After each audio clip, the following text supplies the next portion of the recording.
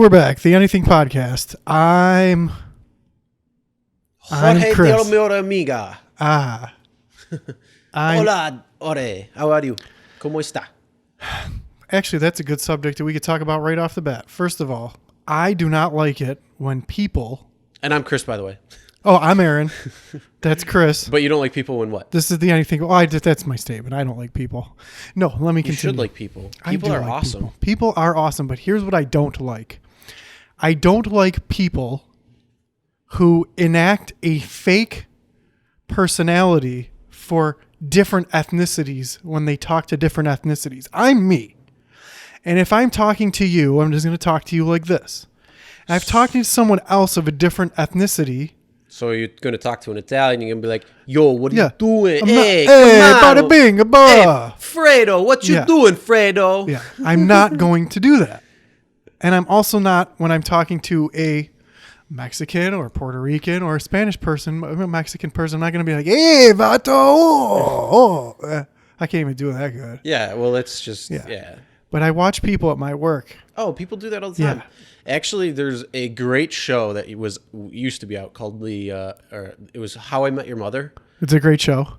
And one of the episodes was where Lily, who was played by that redhead, who was in American Pie. I forget what her name is.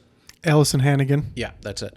She was with somebody from her high school, and Marshall, who was Jason Statham. No, Jesus Christ, the fuck's his name? Jason Segel. Yeah.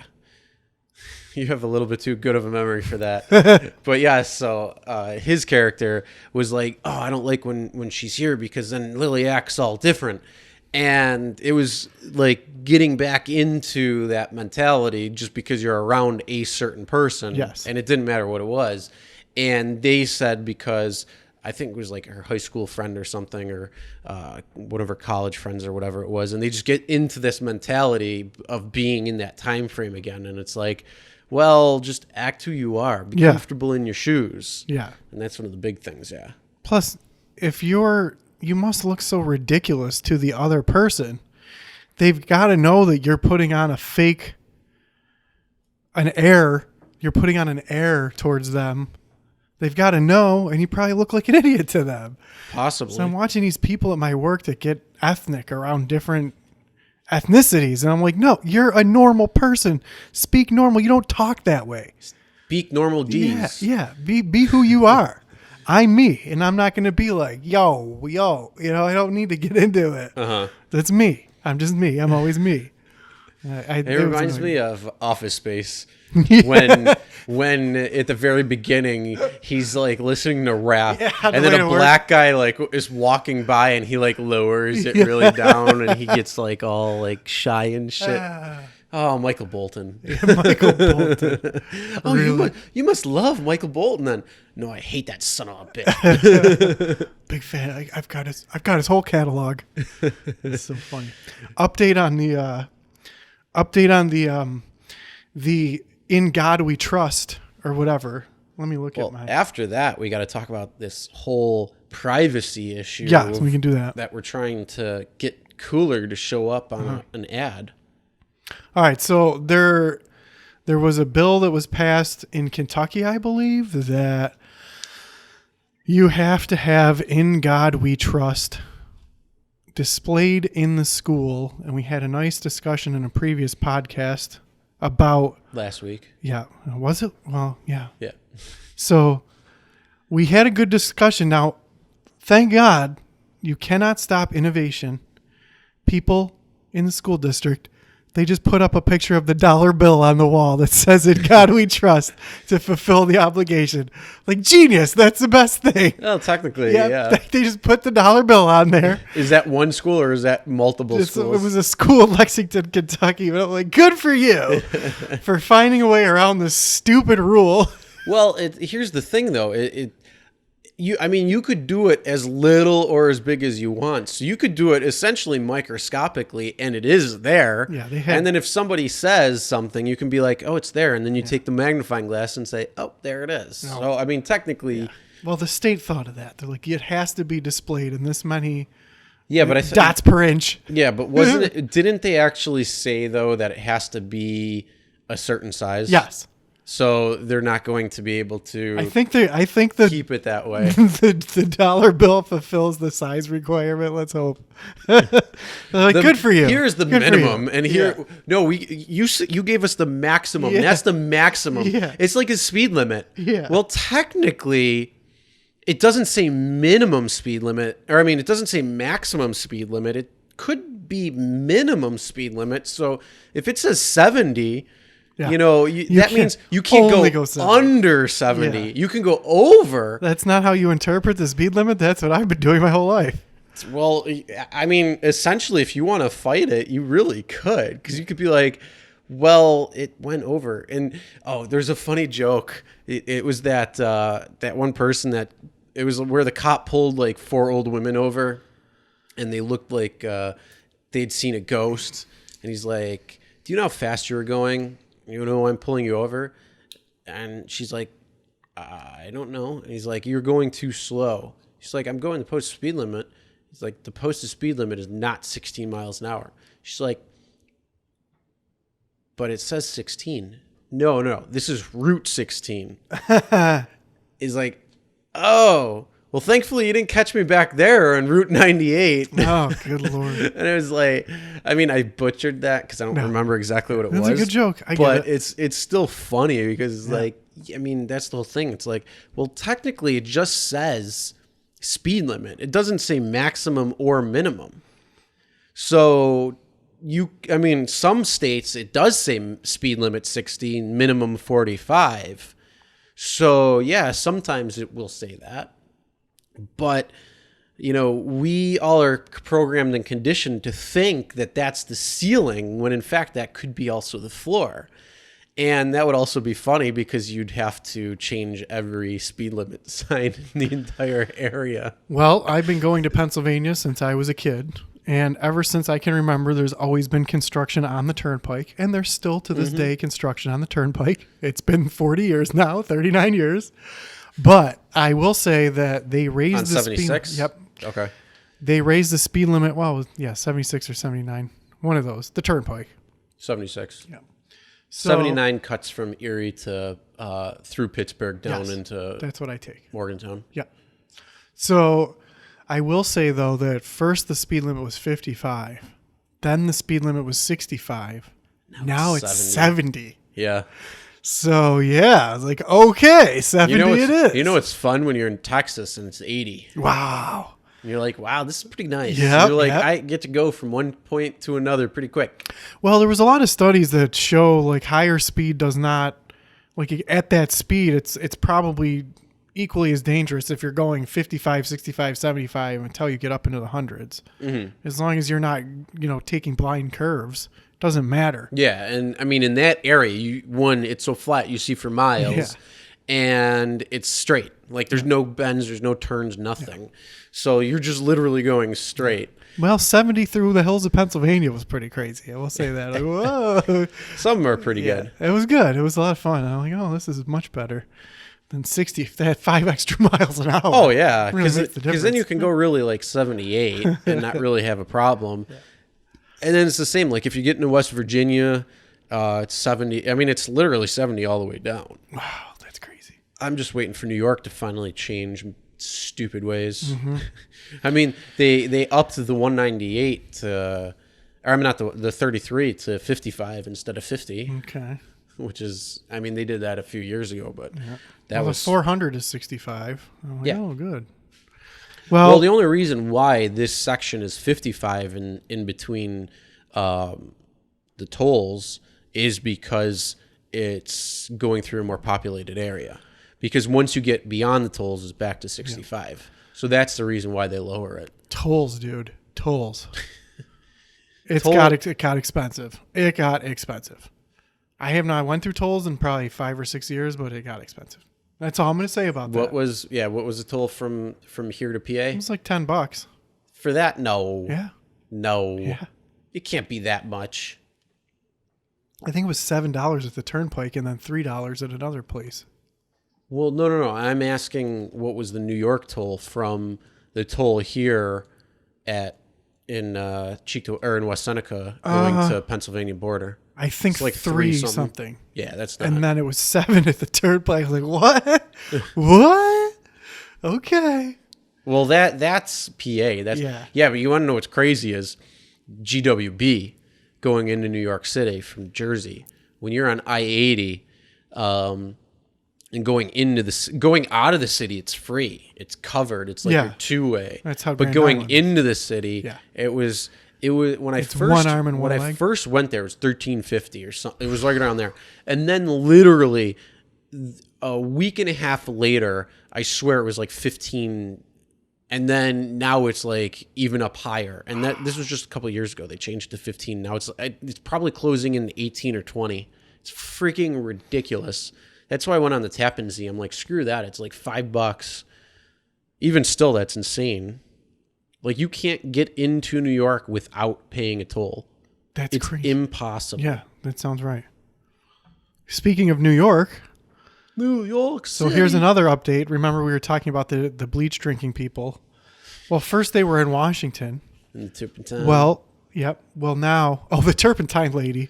Was it? Yeah, but look who's in Okay. Well, here's New York is AOC. Well, here's what's happening now. So is she leading that up? No. So unfortunately, in Eden, New York, which is not very far that's away. not far. In fact, I was just there today.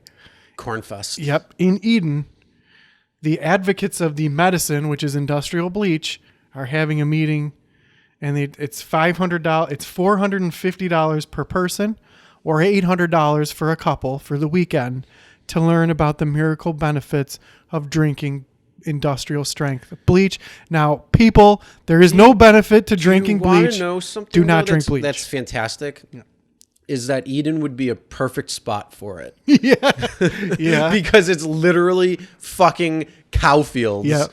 And cornfields. Yeah, I was just there. And some trees. Yeah. There's like 8 houses in all of Eden. And dead deer. I saw 2 dead deer on the side of the road. Because they drank bleach. They all drank the bleach. Don't drink the bleach, people. You don't need to go to a bed and breakfast for a weekend to learn about drinking bleach. Don't drink bleach. I can't. What is the world called? Well, that's like the Tide Pods. Yeah. The Tide Pod challenge. Yeah, when's there going to be Tide Pod weekend? Oh. So we got to get to our little experiment that we've been doing with trying to get a Yeti cooler or a cooler to show on our phones for advertising. Yep, didn't work. It did not work once. Your phone, my phone, and we both have different phones. Yours is Google. No. I have Android. Yeah, but what is it? I don't know. What do you mean? I don't know. It's Android operating system. I have the Samsung Android. Okay, and you have got the iPhone. Samsung, and I got the iPhone. Yeah. And we had it on. We were texting. I was even using Facebook Messenger. Yes, and I did Amazon. I used the Amazon. I didn't even get one advertisement for a cooler at all. Neither. Nope. I'm like, what the hell? Yeah, because But here's the thing. Do you know why that we didn't? No. I've come up with the reason why. What's your theory? Because it fits our personality profiles to go against the grain. Okay. So they deliberately put in place a blockage. Yeah. That says do not advertise coolers to these people. Yeah.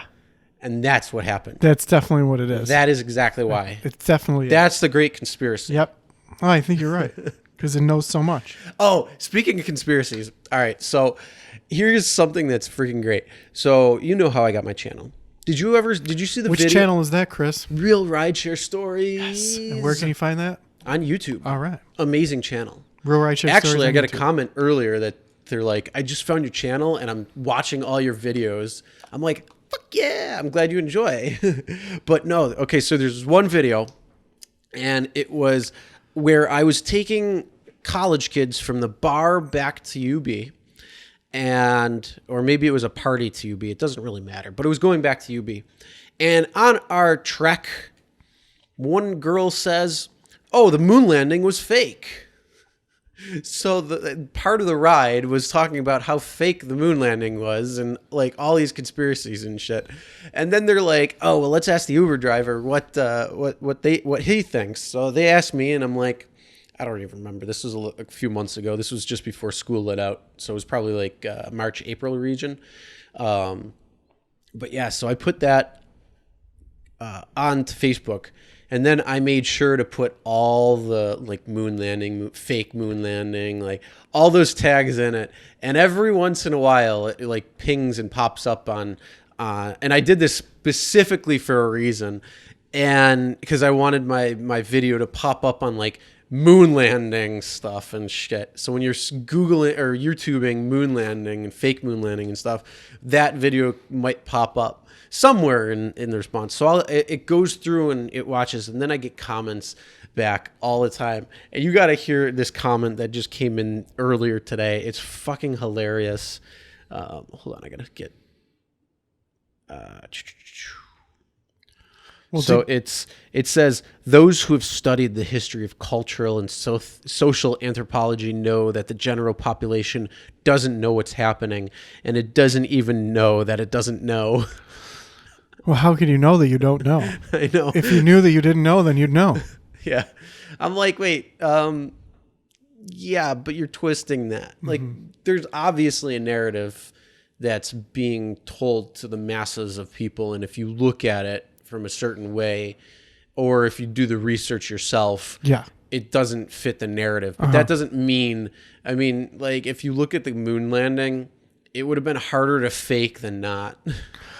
Yes, that's a great point. And did you see Neil Armstrong's boots the other day on the interweb? There was a meme going around. So I didn't realize this, but they have like a picture of Neil Armstrong's spacesuit, and his like end of his spacesuit, there's like the boots. Yeah. But then that's kind of the boot is flat. And I'm like, okay, well, if the boot is flat, then how is there a footprint on the moon? And I'm like, because everyone's seen that famous footprint of like the ridges. Yeah. Well, then they're like, well, he had other special boots that go over his space boots. That's what he used to walk. And then they zoom out, and the boots are in the picture on the right-hand side of his spacesuit. So they zoom into the boots on his spacesuit, and they're like, oh, how do you explain this? They're like, just zoom out a little bit. There's the boots on the side of the thing. Uh-huh. Oh, yeah, no, that's definitely something. And they did do that on purpose. They zoom. They're like, oh, there's the boots. Let's crop them out so we can just show you what we want to show you. Yeah. Mm-hmm. And, yeah, I mean, it's funny. I mean, there's definitely conspiracies out there that are true. And there's many that have been proven. But sorry, guys, the moon landing actually happened. There was a reason why that they wanted to do that. Mm-hmm. And it was a space race. Yeah, the photographs, I believe, were photoshopped or something. Well, some of them were. Yeah. But we actually went there. Some things were done in a studio doctored. But that was because they weren't sure if they would make it. So they wanted to make it look like they were going to make it. And that's why you have this fake footage, and then you have real footage that is completely different. So it's kind of hilarious talking about going to the moon. We got the Apollo coaster. Ironical. I'm disappointed. I have Spectrum Records. Tea Time. I'm disappointed in an article that I read in the paper.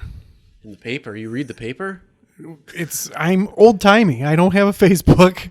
I don't have an Instagram. Yeah, but you can still. I can go into Google and type in news, or I can go to BuffaloNews.com, or I can go to WIVB or WGRZ and get all the news I want online. Okay.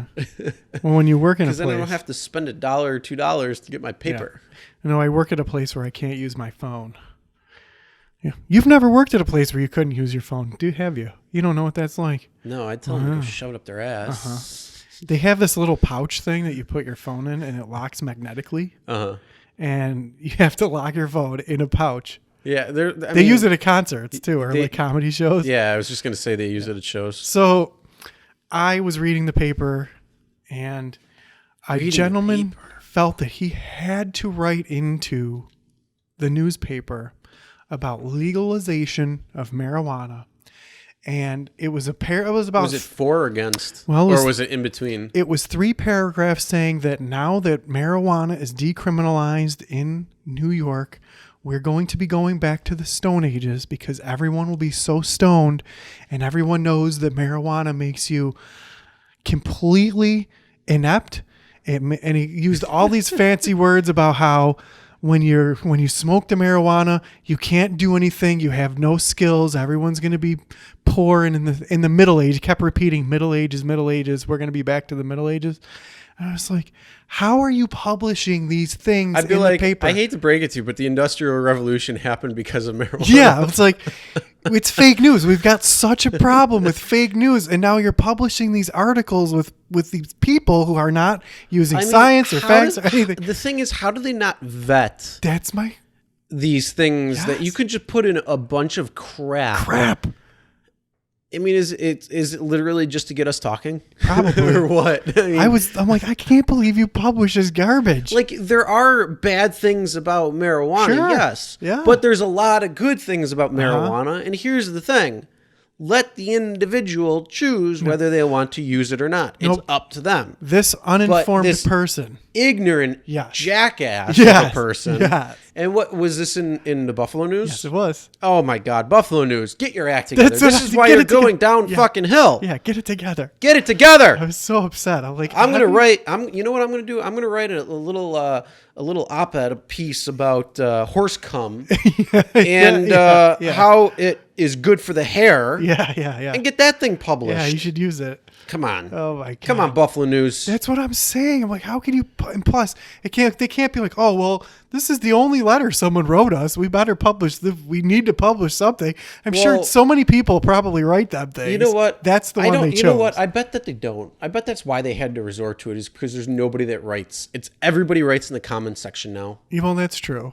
Because and then here's the other thing: for an article to be written right, you know, there's very few people who write right now. That's because true. There's a lot of things out there that like don't make sense anymore, especially in comments. I mean, just scroll through some of my comments that are on my page, and it's like, what the fuck? I read. People are so violent. People are violent is what I read. When I read all the comments on news stories just to see. Oh yeah. Oh my God. But when you see something that has 4,000, 5,000 comments on it, on like not even a really popular article, who is writing the comments on those things? It's all the Russians. It's got to be It's all the Russian bots. spies and the bots. Well, here's my question. When you say things that don't make sense, I've seen there. I learned English, and there's a proper English. too. Yeah. Well, there's a proper way of speaking that everyone uses some kind of slang, right? Yeah. But I feel like the slang has gotten. But language is also evolutionary. So if you want to go to the Queen's English back, the King's English, or if you want to go back to like Shakespearean times, No. in the 1600s, thou art,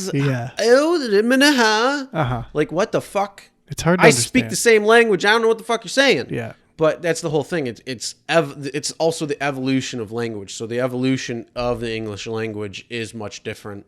I just feel like we're getting too slanged out. Like I see movie slang titles and stuff. I'm like, I don't like ain't it. nobody got time for that. Yeah, that's what I'm talking about. Like improper, because the English language is, there's like a guide that you could use.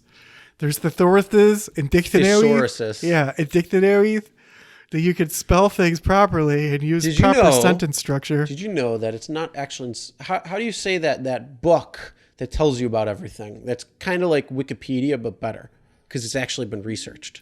And it's printed. The encyclopedia? The No. encyclopedia? Yeah, there you go. It's actually pronounced encyclopedia. Okay. All right. Shout out to Brian Callen, I think, is who said that. Encyclopedia. Shout out to Ted Mosby. Yeah, Ted Mosby. Hi, Ted Mosby, architect. That's awesome. You know what's funny? We came full circle already because sure did. that's what we started with. Yeah, Bro 5. Bro, Okay. How I Met Your Mother. You got to watch that shit. Great show. But, so going back, I mean, well, we'll talk about comments. Oh, the comments. So, yeah, who's commenting on the comments? I love the comments. I comment on my comments. Okay. On some of them. When people want to be douchebags about it, then. But you know what? There's a lot of haters out there. There's a lot of haters. But here's the cool thing. There's some haters out there, but then some of my fans and subs will go to my defense and be like, shut the fuck up. That's cool. And it's like, oh, that's awesome. That's awesome. And then like, I don't know. It's just crazy. And it's like, all right, well, if you want to be a hater, then fine. I don't care. Because guess what? You're helping me gain momentum because one, I get a plus for you watching it. Two, I get a plus for you interacting with it. Oh, yeah. So if you comment, great. Because then if I comment back and you comment, now you're returning and watching it again. Yeah. So it's a plus, plus, plus, and it's win-win-win for me. Yeah. And I'll continue making that. I mean, like, bring on the hate. Like, I mean, one of my videos, well, actually, a few of my videos right now are fucking popping, like, really good, and I'm not complaining.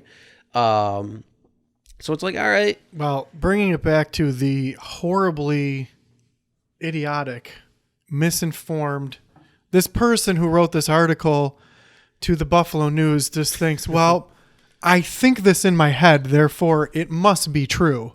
I think that anyone who smokes marijuana is in the intellectual of a caveman, and we're going to be back to the Middle Ages. But here's what I'm going to do. I'm just like that person. I'm going to get out my quilt, my pen. I'm going to write a strongly worded letter. I'm going to put it in an envelope and put a stamp on it and mail it off to the Buffalo News. What do you think about what Joe Biden said the other day? It was probably about a week ago now.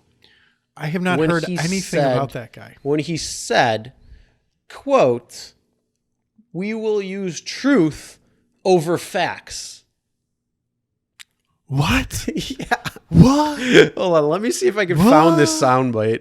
What? I mean, it's actually true what he said. Are those alternative facts that he's talking about? What? I don't know, but it's crazy. It's like, wait, what? Isn't the truth the facts?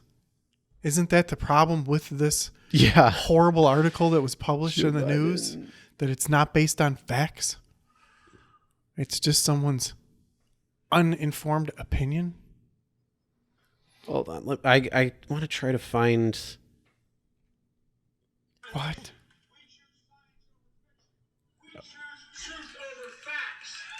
Here you go. We choose science over fiction. We choose truth over facts. What? I mean, was it just like a Freudian slip where he meant to say we choose? I don't know, because he said because he's so choosing science over fiction. I'm all for that. Yeah, but the thing is, science equals fact. Well, objective science equals facts. Theoretical is always in theory, and can't be proven, obviously, until it's been proven. But science is objective truth. And yes, there are different truths, but how do you say truth over facts? Like, is this subjective truth? Yeah. So, like, how I feel versus what's reality?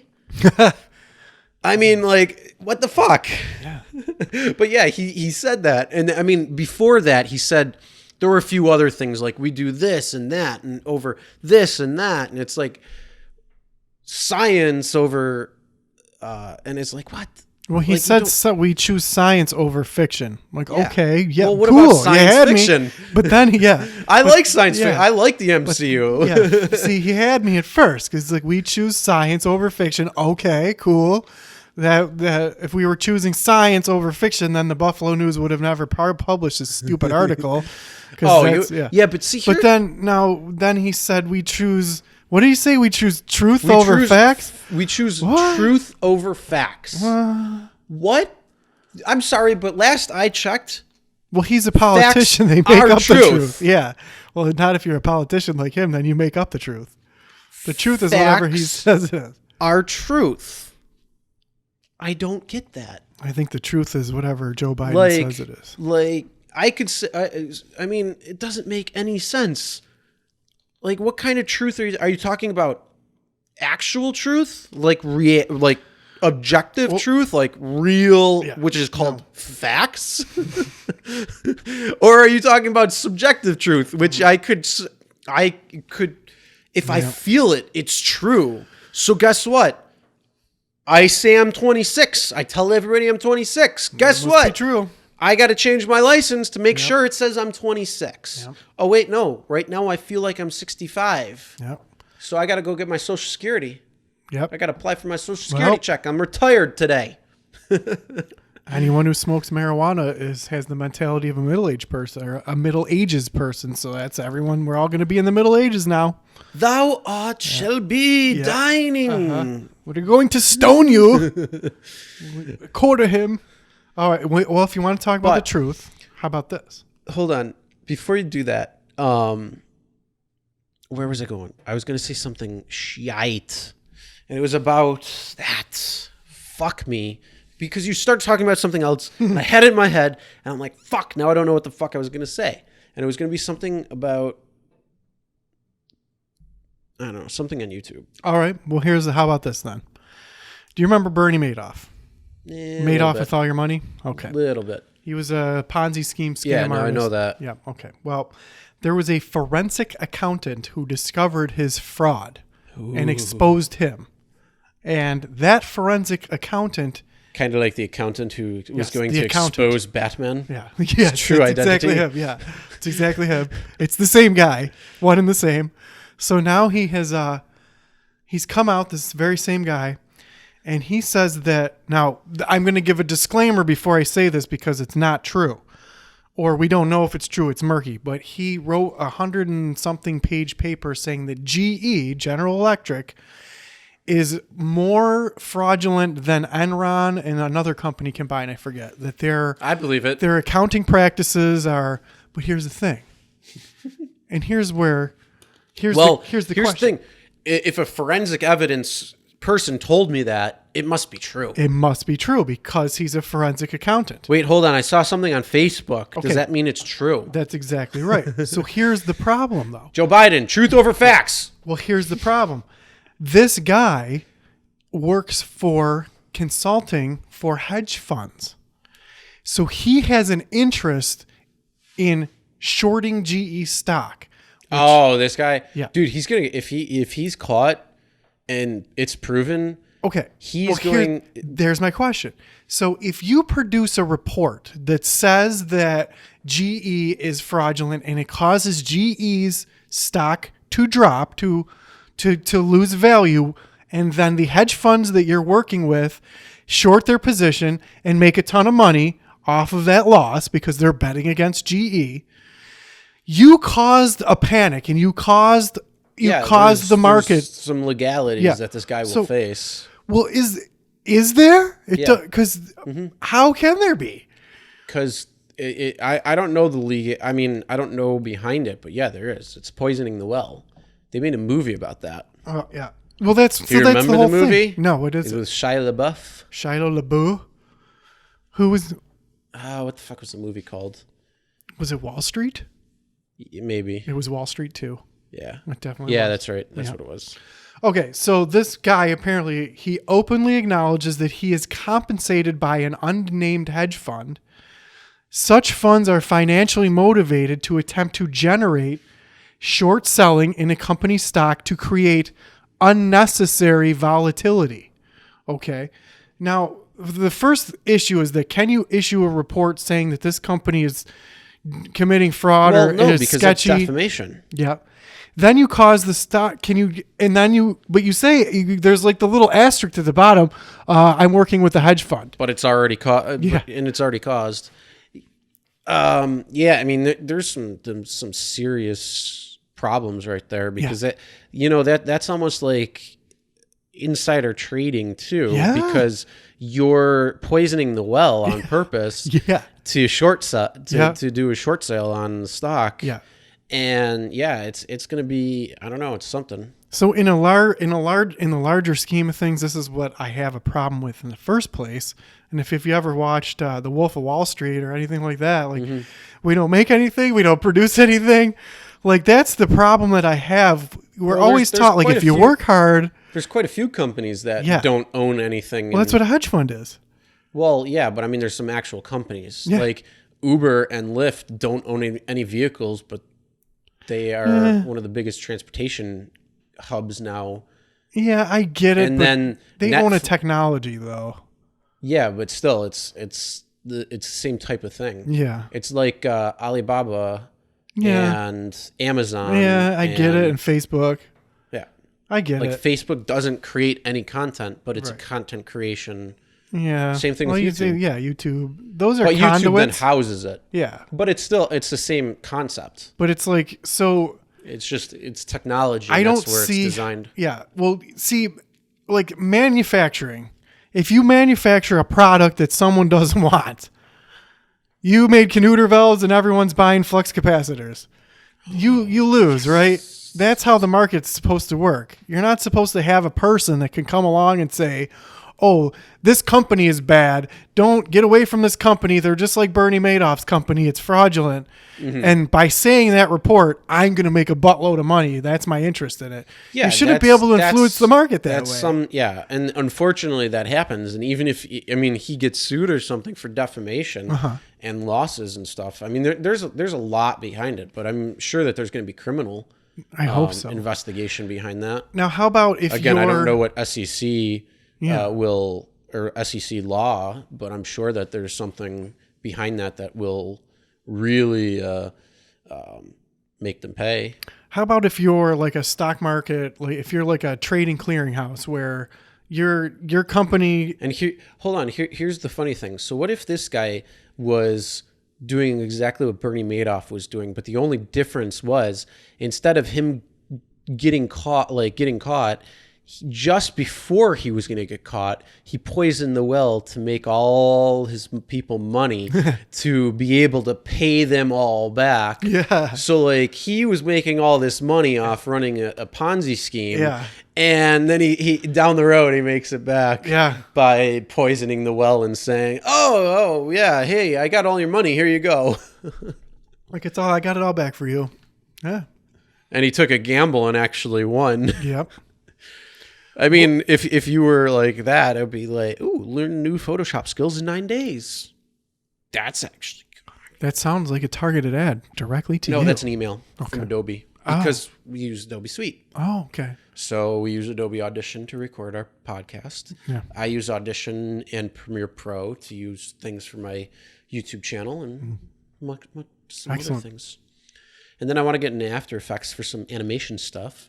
And then they got that cartoon thing, so you could be like a live anime cartoon and be like, blah, blah, blah, blah. Very exciting. Yeah, it's pretty We talked about, okay, how about this? Do you think that in a photo lineup, if there's a suspect that is suspected of robbing a bank, and they get a photo lineup, and the guy that they arrest, that they think did it, has all sorts of facial tattoos, not just one or two, but tons of facial tattoos on the eyebrows, on the cheeks, on the face. But this bank robbery suspect in the robberies and the videos doesn't have any facial tattoos. So then in the lineup, the police department uses Photoshop to cover all of the guy's tattoos in the booking photo. Mm-hmm. And you know how they do that lineup where they bring you a manila envelope and there's okay, one of these people may or may not be the suspect, and they show you a bunch of pictures. Mm-hmm. Well, the picture that they're showing people is the guy photoshopped out of his face tattoos. So they blend his skin. It looks like you and me. Yeah. With no tattoos. I don't and then all of a sudden, tattoo. otherwise you look like Mike Tyson. Yeah, even way worse than that. The facial tattoos are even worse than that. So now the guy in the bank video doesn't have any facial tattoos. The guy that they arrest has facial tattoos, but they're okay, we're going to use Photoshop to erase his tattoos and then show the bank tellers, is this the guy? Mm-hmm. So they're framing him, essentially? Well, so they got an anonymous tip that guy with the facial tattoos might be the guy. So they go and arrest him. Well, then in the videos, there is no facial tattoos. Yeah, but how much time lapsed between the two? Between the robbery... Not enough time to get 19 facial tattoos. Okay. Well, because a tattoo itself takes a couple weeks to heal just in general. So, you can get all these tattoos, but then all of a sudden, but you'd still have scabs. So if it was a few weeks that go by, you could do that. So you're thinking I robbed a bank, tattoo all my face up? Yeah. So it's and then you're like, okay, that's a good point. Now, the problem is, though, well, here first off, don't do that. Don't be stupid and do that. Of course not. Because, they can get you before your face tattooed. But now, if they're doing that on purpose and trying to get this guy without the thing is, they have this huge block which will come up, and that will be that evidence that shows no face tattoos, and then he will say, I have face tattoos, and then if they show that video, which I'm sure if he's got a good defender, they'll get that security footage and play it and say, this person doesn't have face tattoos. How fucking stupid are you? Well, then the prosecution says, well, sir, he could use makeup. That's what I was just going to go to, was that he can use makeup and blend it out, because yes, there is tattoo covering. Yeah, for sure. And it's this, I mean, you'll go back and forth, and that's the whole thing. Then it becomes, then you got to go back. Okay, well, does this person have an alibi? Does this person? So there's a lot of different things behind it, but yeah, you can go back and forth. So here's the thing. If you do have a lot of face tattoos, you could cover it up with makeup, but you probably still could get caught. Okay, well, here's my question. You got all these face tattoos. You're going to take the time to cover it up with makeup. Yeah, but that's not hard to do. No, but like, you're going to take the time to do it. Why wouldn't you just wear a mask or disguise yourself better? Why would you put makeup on, put your glasses on, go into the bank with a nice hat and glasses, but you don't got your face tattoos? Why wouldn't you just put a mask on? Because you don't want to go into the bank going in causing causing a scene right when you walk in. That makes sense. You'd want to probably do it where you're at the teller and being like, give me your money. And I mean, something like that at that point. I mean, I don't know, but that's what I'm assuming. Okay. At least from all the movies that I watch. Do you think that police should be able to Photoshop suspects' photos for bookings and lineups for the lineup for the thing? I mean, I wouldn't. Because apparently there's a common practice of photoshopping. Obviously they Photoshop the moon, they Photoshop Mars.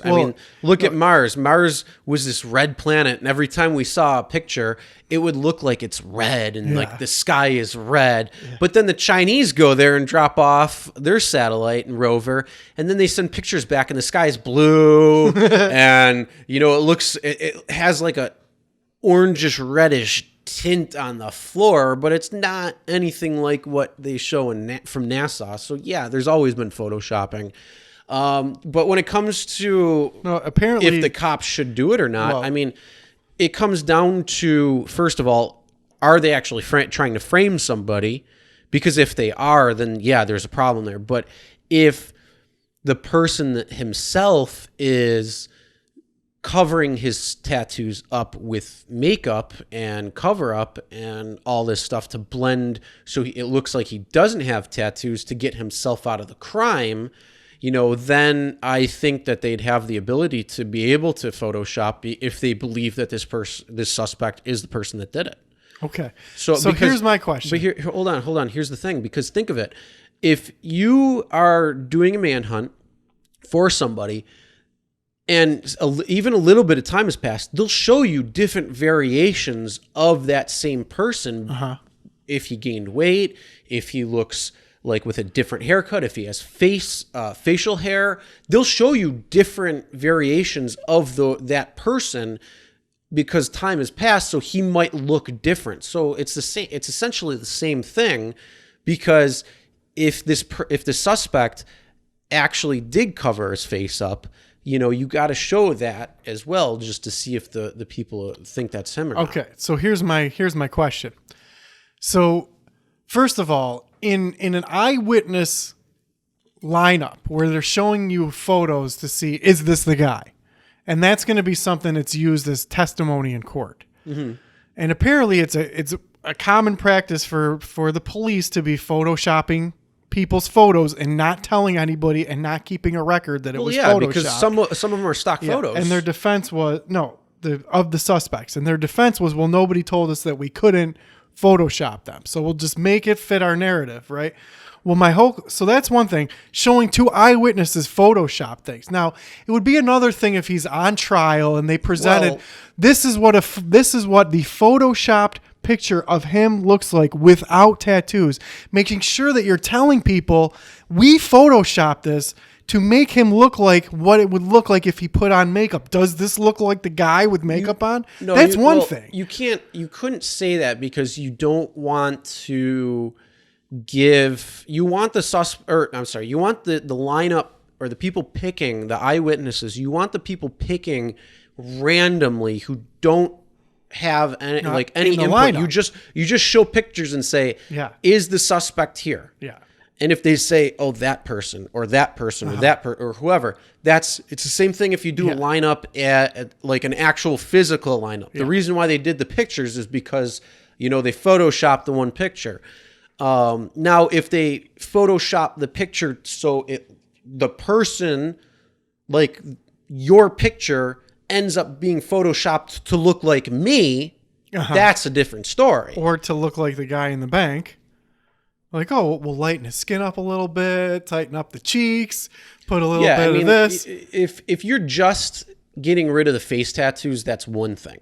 If you're changing facial features, that's a whole different thing. Yeah. So if you're changing like the cheekbone area, so like if you change those types of things, it's going to be a little bit different.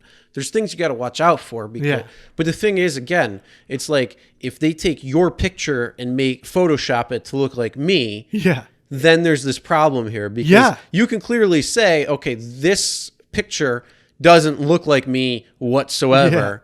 Like you look at the two, you could be like, do I look like Aaron? Do I look like Chris? No. But did you ever see Ocean's 13? Mm-hmm. You know the scene where they go into... He hacks into the computer? Yeah, and he changes all their faces there. So, that's pretty damn crazy. But yeah, you want to make sure... I don't know, man. If you saw the picture, you'd be like, okay, I don't really agree with them doing what they did. Oh, that isn't an overstep. Well, probably. Yeah. But nobody told them they can't. I think that you need to take the pictures of the people and show them. I don't think you should be able to doctor the photo in a lineup. In a prosecution, you could present a picture. Look, tell people we photoshopped make this guy look like what it would look like if he was wearing makeup in the bank. We photoshopped the tattoos off of him. He could have been wearing makeup in the bank. Here's the picture of the bank photo. Here's a picture of this guy without the tattoos that we photoshopped. Yeah, but if you're telling people, that's one thing. Yeah, but you can't. I'll side with the police on this one. That if you Photoshop a picture because you believe that the person covered his face up with makeup. Well, they don't have any belief that. They just they could have. No, I'm just saying if they believe that or if they think that and they have evidence for it. Yeah, no evidence, no reason to think that. You don't know. First of all, you don't know, so you can't say that. Well, it's right here in the article, so it must be true.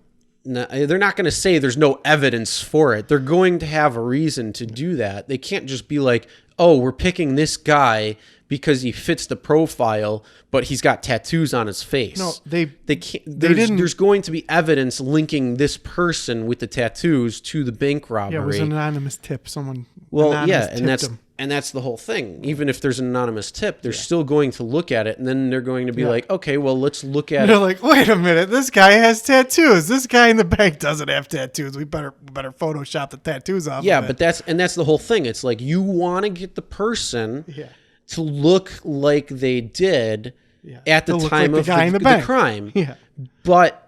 So you can't do that. You can't do that with face tattoos because even if you can't make the guy look like the guy in the bank. It's exactly because it's going to every single person that looks at those pictures 100% will say overlook that person entirely because facial tattoos are something you're going to think about or you're going to see. That's the problem. Yeah. So they do have to get it because you want the eyewitness account and you need it to verify. So, if they're doctoring it in a way that's trying to fit that person to make the crime done, which has happened before, then that's a problem. Yeah. But again, you don't. That's the whole thing. It's a slippery slope. How about this? We don't know And that's the whole thing. Like, I don't like talking about these topics because you don't have all of the information. All right, well, at here's hand. my question. You're only cherry picking part of it instead of saying, okay, well, this is what happened. This is where the police were. These are the things. This is the evidence. And I mean, obviously, you can't do that right now because. Well, no, the issue is, can you Photoshop a picture to show someone in a lineup? And I don't think that you can. I don't think that you should be able to Photoshop the picture. But here's the second issue to No, it. that makes. I mean, it still makes sense. Yeah. I agree with it because, again, if that person, just looking at this small amount of information, if they believe that the person with face tattoos did the crime with using cover up and makeup to hide the tattoos, then, the eyewitnesses will not ID this person and they'll be SOL. But if they say, okay, this person did it, and they actually have the evidence behind it, some sort of evidence behind it saying, okay, this person may have done it and used cover up, then you have to take that person's picture and fit their profile to what the crime might look like without tattoos. Not to change their face in any way besides just taking out the tattoos. Like I said, if you put a scar somewhere, if you put their eyes are a little bit like saggier or something, or, to fit that person, then that's a problem. Well, that's the second issue. So if you don't have to document what you did to the photograph, well, at that point, yeah, either, you should. and you don't have to tell people that you photoshopped the photos that you're showing people as a lineup. But this isn't the only case. Apparently, it's a common practice to Photoshop and then show people in a lineup a photoshopped picture. Should you have to document what you did to the original photograph? What changes you made? Should you have to tell people? I don't think there should be any photoshopping at all. In a trial, I could see where you could Photoshop and say yes, but in just a lineup photo, no, that I don't think that you should. The thing is, they will have to disclose that sort of information during Apparently discovery. They don't. Yeah, No, apparently they don't. Well, how wouldn't they? First of all, it's discovery. They would have to use the same photo that as subject or give it into evidence to be able to take it to trial, because otherwise they wouldn't be able to take a trial. And if that's the only thing that connects him to the crime, then the whole prosecution case would be done. Like, they wouldn't. Well, how did you Photoshop? What did you do to this? Well, yeah, we and don't have that's any what they would records do of that. That's what they would do in trial, and they'd have to. And we don't have records. We're not required to keep records. Well, in that case, there's issues there, and I'd want to know. Yeah, that's the whole thing. But yeah, I mean, during that phase, that's what the defense would bring up. Yeah, if the defense was doing the their thing job is, correctly. If you look at the picture of the guy that they got with the tattoos, and then you look at the still images from the bank, and I understand it's a news article, but you're like, I guess it kind of looks like him, but not enough to be like, oh, that's the guy. Mm-hmm. And it doesn't even really look like. Well, that's the thing, though. Cameras, especially security cameras, are not going to have the same field of view as a person, as you literally being the distance away from me, being able to ID this person. Well, that's what's weird about it is like, and I can't find the pic for some reason. I don't have the picture on here anymore. So they have the two pictures. They probably had to take it off because of. Well, they have the original booking photo of Tattoo Guy. If you want to see how much they face shopped him, like you'll be like, whoa, that's a lot. They really covered him up. So look at the guy on the right, and they took off all of his tattoos, all of them. It's a lot. They really photoshopped him pretty good. It's like, see, but what I can't find. You know what? Honestly, no. I could actually see.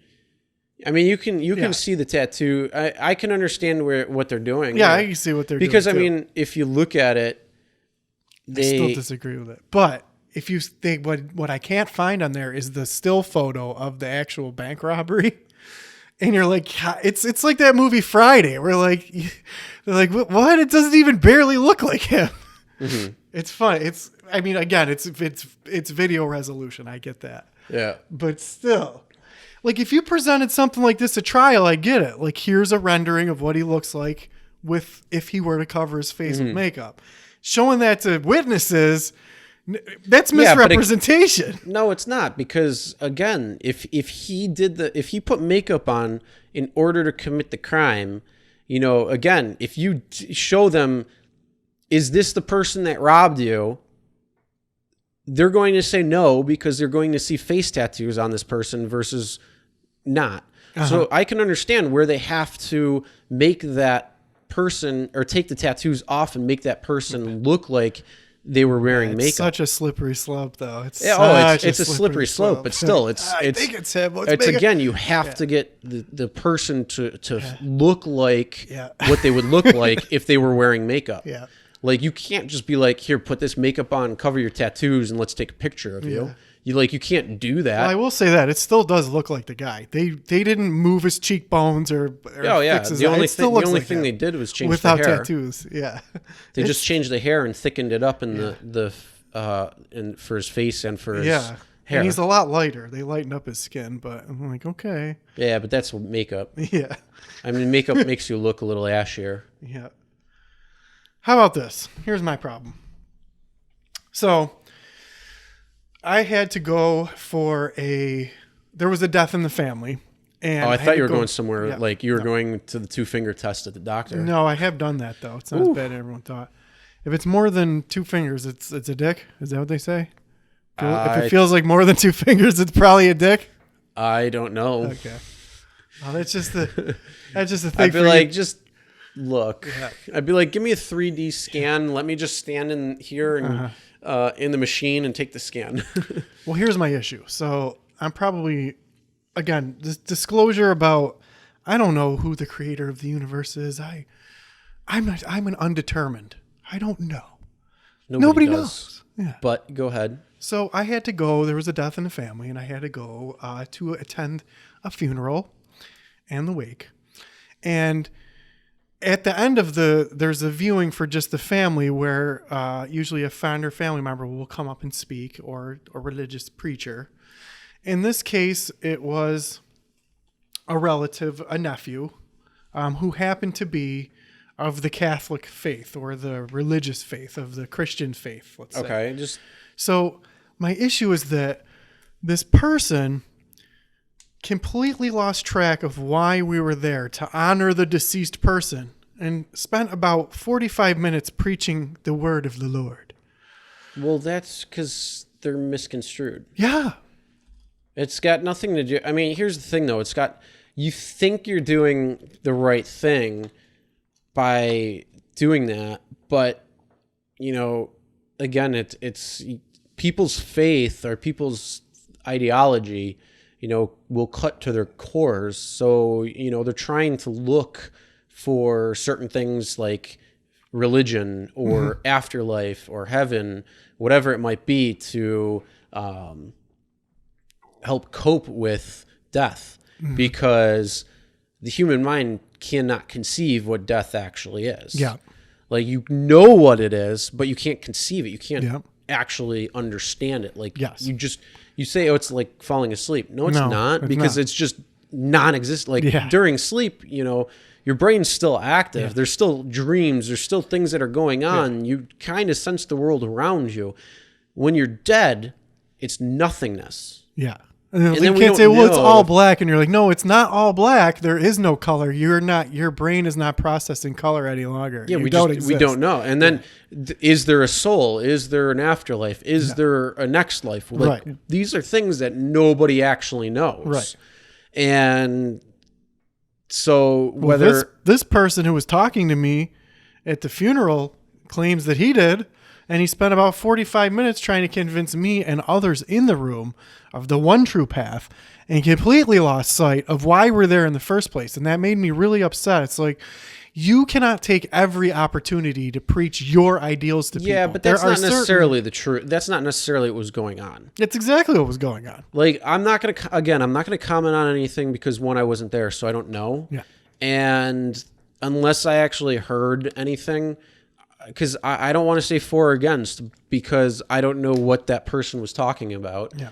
And so that's not a... There's only one true path, Chris. Yeah, it's not a topic I want to talk about. Yeah, me neither. But because unless I was there Yeah. and understand the whole thing, I can't comment on it. yeah, well, I guess. And I see what you're saying. you can't really comment on it either if you don't, I mean, being that way. Like, you can say for people not to, like, try to instill their faith on you if you don't want it. Yeah.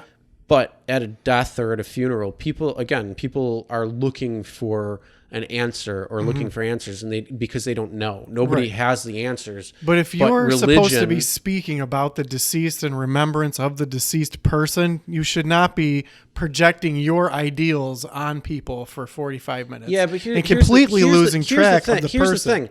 I don't want to even... I kind of want to get away from this topic already because... the thing is, people hear what they want to hear. So you might have heard that conversation might have actually tied into the person who passed away. No, it didn't. But you only heard what you wanted to hear. No, definitely not. No, don't even go there, because again, you could have two people, you could have another person sitting in that exact same room who heard the entire conversation that was about the deceased person. Mm-hmm. But again, it's all it wasn't. You can't say that. It's I was all there. I could perspective. definitely say that. So I don't even want to touch that conversation anymore. All right. Because, What do you have to talk about? Huh?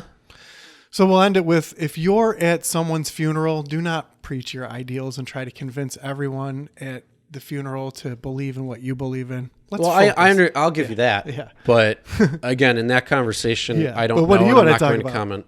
What I'm do you not got? going to comment on that one because I don't even want to talk about that because, again, What do you got? What do you got for us? I got a lot of things. I just don't know. All right. I mean, there's a lot of crazy shit, but I don't really actually feel like talking about the news. Yeah. What the fuck is going on? Don't fuck with me, phone. Should I tell you my Vermont story Of what? of when I went to Vermont? Go for it. It might not be that exciting. It was exciting to me.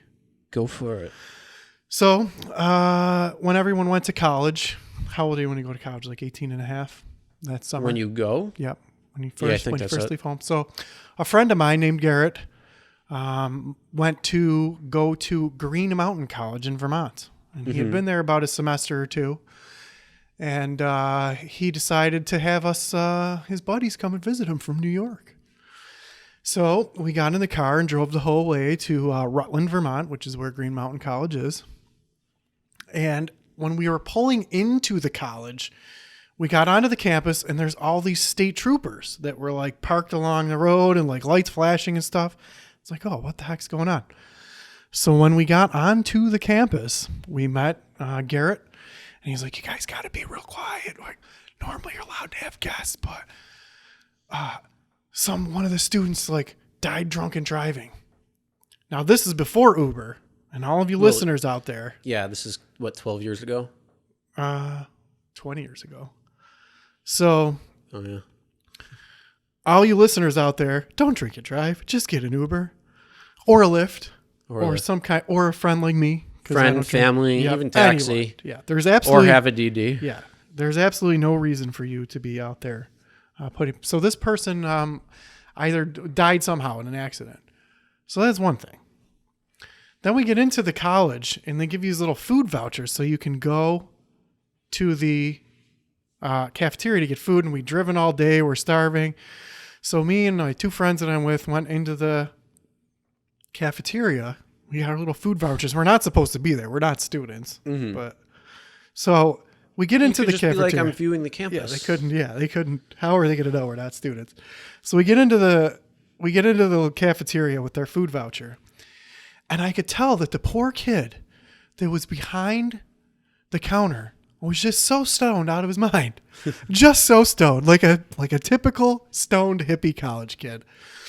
Now, we came into the cafeteria and there were state troopers in line in front of us. And the state troopers were placed their order. And then this poor kid behind the counter, as soon as they finished their order, the kid goes, "I'm sorry, what did you want?" Like, just so baked out of his mind. The poor kid. And I'm like, I don't know how he didn't lose his mind, freaking out. And then I look over and the clock's just blinking 4:20. And then there's these state troopers there. And the kid's all stoned out of his mind. And we're not supposed to be there. And it was just a really crazy story. That's my Vermont story. Okay, so you want to hear a really funny story when I was Yes. working, smoking weed? Mm-hmm. So, all right, I used to work at a local pizzeria as a driver. And I would close one night. And everybody who would close, there'd be 4 people who would close. Mm-hmm. So one of the people that were closing liked to smoke weed and lived right around the corner. So he's like, "Hey, you guys want to smoke weed tonight?" So we're like, "Yeah, sure, let's do it." So we're closed. We were like, it was the end of the night. It was almost over. It wasn't necessarily closed yet, but kind of closing. So we roll up and smoke. And normally we do this downstairs in the cooler. But we decided to do it in the side room next to like you walk in and then you see the counter and you see behind it is all like the pies and the subs and everything. But if you go to the left even more, there was this back room where for storage and stuff. So we go back there and smoke, and then I go outside, maybe taking out the garbage or something. I come back in. And I'm like, holy crap, this place smells like freaking weed, like hardcore. So we're doing the rest of the night, and it's maybe like a half hour, not even goes by. And he's like, "Hey, you want to smoke again? I got some more." So we're like, yeah, go ahead. So we roll it up again. So he starts rolling it. As he's rolling it, luckily I'm where he is. You walk in, and if you look probably about like a 45-degree angle to your left, you would see him with his back, but he would be like sitting there rolling. And right when he walked in, luckily I was in front folding boxes. And dude, I'm fucking stoned out of my mind. I'm high. And a cop walks in. Oh no. The place is smelling like weed. A cop walks in and he's rolling. So I go literally in front of eyesight. So, and I'm like, he's like trying to look to see who it is. And I'm like trying to do like a thing behind my back of like, dude, stop doing that. Like, dude. So, the cop walks in, he's looking around, probably knows we just smoked weed because, well, how wouldn't you know? So he walks in. And I'm just like, oh shit, because I'm, like I said, I'm standing just in line sight, so he couldn't see he was rolling. So the kid who was rolling finally figured out to stop. So he goes off to the back to hide it, and then comes back out holding a tray or something to make it look like nothing. And the other 2 people were walking. And only 3 of us smoked. The other person didn't. And I don't even think they realized that we did because they were off cleaning. So the cop comes in and he's like, "Have you guys had anything suspicious happen tonight?" And we're like, "What? No." And he's like, "Anything? Have you seen anybody anybody come in that's just out of order, out of sorts or anything?" Really? Like, no, nobody's really come in the last 45 minutes or so. Why? What's going on? He's like, "Well, because the street or the store down the street got robbed." Holy crap. So they were trying to go through to see if anything happened or whatever. And we're like, "No, nobody came in, nothing out of the ordinary, it's just a normal night." And in the meanwhile, the whole time this conversation, it scared me straight, but I'm like, holy fucking shit. The whole time, my mind is just going crazy. Holy crap. And so then he's like, "All right, you guys have a good night." And when he walks out, we just literally all just start cracking the fuck up in laughter because we're trying to hold it together and probably doing a shitty ass job at it because we smoked a whole joint between the 3 of us. Yeah. And we were rolling this. So we're like, fuck it. We're closing up. We closed up and smoked that thing right after that. And it was just, oh my God, it was so funny. But the crazy thing was, like, everybody gets paranoid. But I've had, like, not run-ins with cops, but I've had like, the first time I smoked weed was the same kind of thing. So we were at my buddy's ex-girlfriend's house. And we're like, all right, let's go smoke weed. So, and this was the first time I did it. So I'm like, fuck it. Yeah, let's go. So we walk to the park that was right nearby. And we're just hanging out, having a good time, smoking. No big deal, whatever. We were 18 or whatever, 17, whatever. I don't even remember, but it was a long time ago. So we go smoke, and then we're like, all right, well, let's go walk back. So we start walking back, and we get to the street. And we start walking down, get maybe like a block, or not a block, a house or two in. So you could still see. And then all of a sudden a cop drives by the street and then goes down a little bit because we could still see, stops, starts turning around. So we're like, fuck this. We booked, made it back into the house. And we, like, somebody was standing out at the end, like, so you could actually see, and then the cop goes around. So we're like, oh shit, because we thought that he was going to trying to look for us, and we don't know if he was or not. I mean, but because you're in that mentality, you're like, oh shit, they're fucking coming for us, because we actually saw him turning around. And like I said, I mean, he could be going to a call, I mean, anything, but he didn't have his lights on or anything. But he was still, like when he was driving by, it was slow. So it was just this weird experience. And it kind of flashed back to that when it was during that time. And it's like, oh. Well, my only question, Chris, is because you smoked weed, how are you even talking into this microphone right now? Because according to this Michael guy, sobered up. Well, according to this Michael guy who wrote this article to the Buffalo News, you shouldn't be able to work a microphone. We should be stuck in the Middle Ages right now. How are you even speaking English, according to this guy? Oh, it makes me so Maybe frustrated. that's why we're not speaking proper English. We're speaking slangs. Yeah. How are you successful? Because we're all high. Yeah. How are you running a successful YouTube channel and working and doing all these things when you smoked weed? Oh my God. Didn't they find that the founding fathers It's funny you mentioned that. hemp? Well, it's funny you mentioned that because on my trip to Pennsylvania, I went through a place called the Hempfield Highlands. Now, this is a place that's been around for years and years and years. It's not new. It's a place in Pennsylvania called the Hempfield Highlands. And you can go, people from the graduated school from Hempfield High School. So apparently this hemp thing has been around for a long time. Now, as everyone knows, I have been sober. I do not drink alcohol. I have not drank alcohol in 11 years. I'm a sober person. I enjoy being sober. I don't like being not sober. I took an Excedrin at work one time, and it was not fun because it has caffeine in it. It was not a good time, not a good time at all. So I enjoy being sober, and I have not smoked the marijuana or the weeds, as the kids call it. But I still believe in the right of an individual to do what they want to do as long as it's not affecting another individual. That's where the line is. The line is if you're affecting someone else. If you're affecting your own health, well, if someone loves you, they may want to try to intervene. But that's your right to affect your own health. If you're affecting someone else, then there's a problem. But you should be able to do whatever you want as long as you're not affecting someone else. So I would say before you left, there's a place in Pennsylvania called the Hempfield Highlands where people graduated from the Hempfield High School.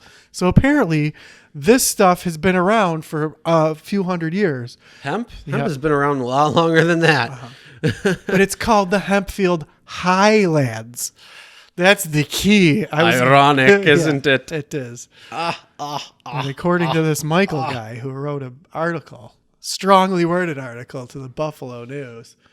Unbelievable. Well, there's good news, Chris, is because one of the courts ruled that smelling like marijuana is not probable cause for a search. Really? So that's good news, yeah. Who said this? It was a state court, or it wasn't the Supreme Court, but I believe like a district court or a state court, which can be used as precedents. Yeah, it can be, but so that takes out the whole drug sniffing dog thing. Yeah, I talked about that over my trip to Pennsylvania too. Very interesting. Now, do you know what area this was? I can look it up. Well, the big thing is too, though. I mean, in New York, it's decriminalized. So Now, what it does doesn't- that mean? So that means there's just going to be a huge black market now. We've No, helped, no, we've that's not helped what the it black means. market No. by not legalizing it. We've bolstered the black market. No, because you're probably going to get real legal shit in anyway. Okay. Okay. I mean, we can go down that hole.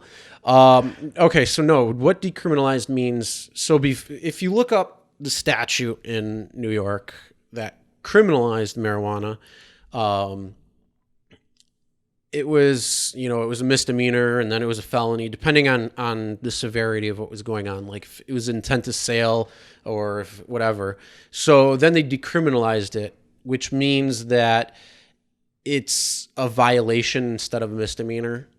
And a lot of places aren't even really like doing anything about it. Like if you're carrying an ounce or something, they're just like, don't smoke and drive. Okay. Or whatever, which that even doesn't make too much sense because you become more alert. But at least on certain strains, not all. But don't drive if you can't operate properly. But yeah, it's so like in the city of Buffalo, it's been decriminalized for a little while now, but stateside, it's now decriminalized a lot more along the whole state. So it's kind of up to that cop what they want to do, if they want to actually like press a charge against you for having pot on you. Okay. But it's a violation. It's not going to be a misdemeanor. They don't handcuff you and put you in jail for 7 weeks? No, it'd be like getting a traffic ticket. All right. Well, apparently it's Maryland's top court has ruled that a car smelling like marijuana is not probable cause for a search. And you said this is the state court Maryland's or the top court is what the top court? Yeah, Maryland. Yeah. So I could read the article. I don't know if but this is the state Supreme Court, or it just says the top court? Well, that's because all I did was look up. I'll look up the article. Maryland court rules marijuana odor not enough to search a person. No, I don't think it should be. No. First of all, because the state's court of appeals. State court of appeal. Okay, Yeah. that's second. So that's not. Then they go to the. I think that's the of appeals. Mm-hmm. Then they have one more, I believe, and then it's Supreme. So it's district. Yeah. Okay. No, well, that makes sense. Now, for your robbery story, I had first moved to Pennsylvania, and I was coming out of a Rite Aid, I believe, one of those chain stores where they have pharmaceuticals. CVS. Yep, probably somewhere. one of those. And the police came running up to me, and they're like, "Did you see a guy in a gray hoodie come running out of here?" I'd be like, "Shit, I don't have a gray like- hoodie, do I?" Nope. Okay, good. Nope, I was like, wasn't me. "No, why? What happened?" Like, well, he just robbed the store. So now I had moved there, and in this area in New York, there was not a pill problem that there was in this area of Pennsylvania that I moved to. This pill problem apparently started in this area in Pennsylvania that I moved to, or in these suburbs, and had not spread to the New York area that I'm from until I had gotten back home. So people were like robbing and stealing for pills at this time, and I had no idea. So this Rite Aid where I lived got robbed when I was walking into the Rite Aid. The police ran up to me and are like, "Did you see a guy in a gray hoodie run out of here?" And I'm like, "No, oh my God, what happened? It's the police." And they're like, "Yeah, but this place just got robbed." I'm like, "Okay." I'm like, I just I'd came be here like, to "Wait, get a are money you order." open or Yeah, closed? I need to get a money order to pay my rent. Can I do that? So then apparently like the pizza boy got robbed, and like everybody's getting robbed to get these pills. And I was like, "What's going on around here?" And I stayed there. I lived in Pennsylvania about 3 years, and then I went back to the place that I was from, New York. And people like, "What? Pills? What?" And it just slowly started getting there. Only like a few people got hooked on the pills. And then all of a sudden, 10 years, 15 years later, now we have this huge pill epidemic. Blame the doctors for the opioid use there. Yeah. It's not the people putting the pills in their mouths. It's everybody else. No, it's the prescriptions that get you addicted, and Yeah. then you can't get them anymore because they say, "Oh, you can't do that," but yet they don't help you wean off of them. Mm-hmm. Here's the Huge script problem. for it. Huge but problem. We don't help you get off of them. Yeah. They're like, "Nope, they told us we So can't then give they these away." resort things like heroin Yeah. and other things. But no, going back to weed though, when you said it opens up a more black market, it can, but it won't. Like, yeah. So there's what gonna you're be, telling me, Chris, is people are going to do what they want to do no matter what. Yeah.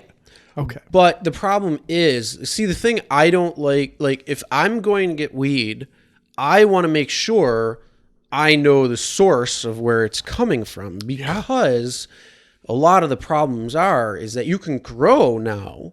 So some of the cartels are coming over into the U.S. where it's legal, growing their grow operations here, and then spraying some nasty ass herbicides and pesticides to get it to grow, which is extremely harmful to people. So when you smoke it, you're ingesting all those pesticides and herbicides and everything. When in fact, so you're creating an issue where it could be costly until the whole country says, look, just make it legal and shut the fuck up. Yeah. Like, grow beyond the dumbass who tried keeping his job 50 something years ago or whatever it was. Yeah.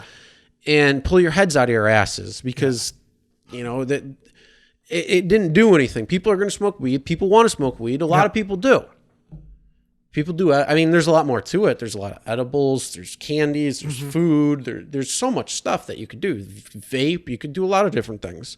So it's insane. Are we going to talk about the vaping that led to 150 different cases of I saw that.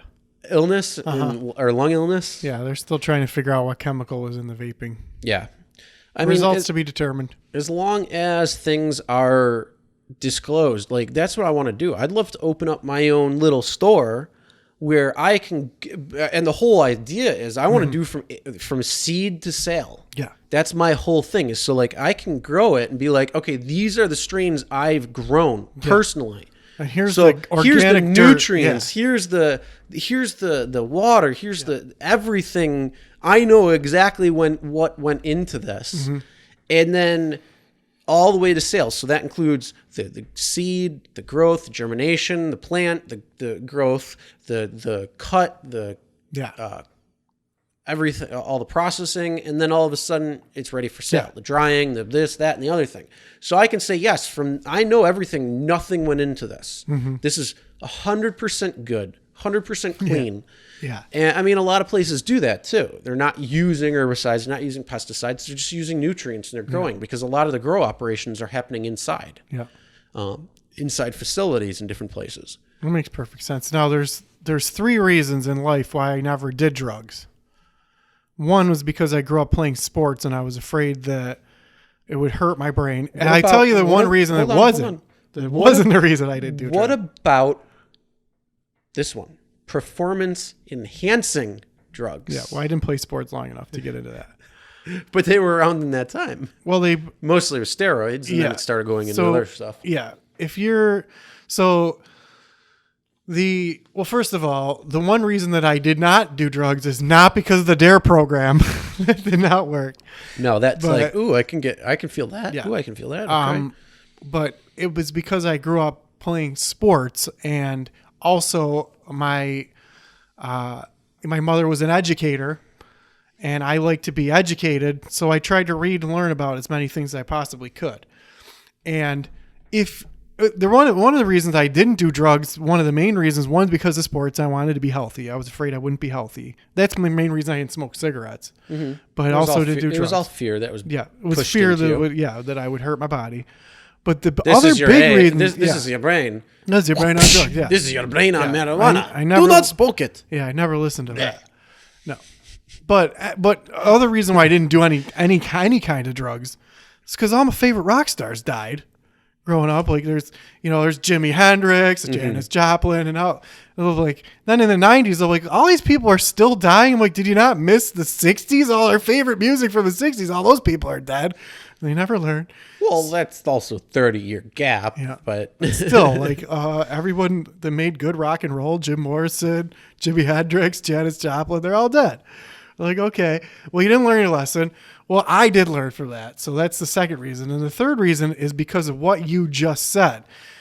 I want to know where the drugs came from. Yeah. I don't want to have to buy some weird drug from some dude somewhere.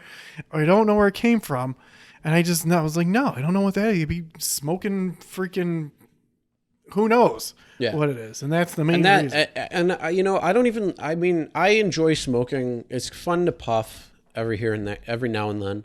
I don't mind it. I have no problem with it. I like the edibles a little bit better, even though it gives you a fucking crazy ass different high. It's so much different doing an edible versus doing like inhaling it.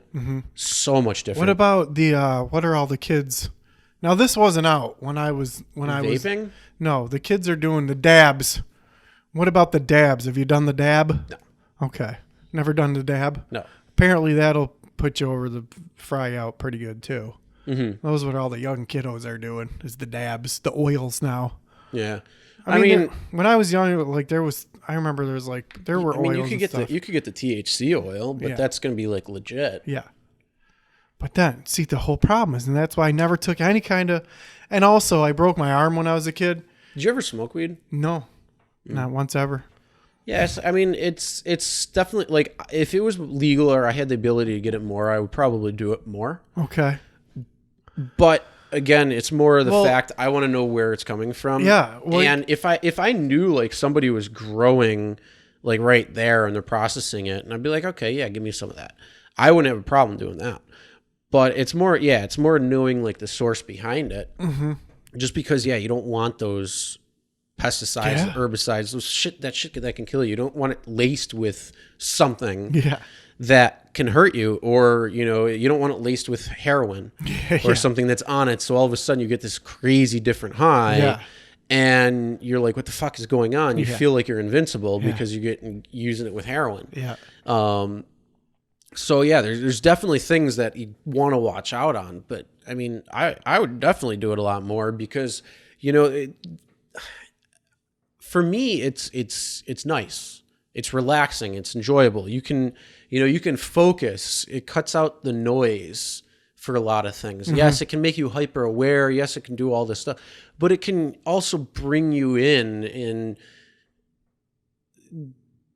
be a good tool to help with maybe a certain activity or certain thing that you're doing. So it's not a bad thing. It's just sometimes you gotta test the waters too and be like, okay, well, there's this strain, then there's this strain, then there's this, and that's the other thing too. Like you don't know if you're getting something that's high in indica or sativa or indica, blah, blah, blah, or sativa. You don't know the percentage of everything. You don't know how concentrated the THC might be. You don't know the cannabinoid. You don't know. So you're trying to figure all this stuff out.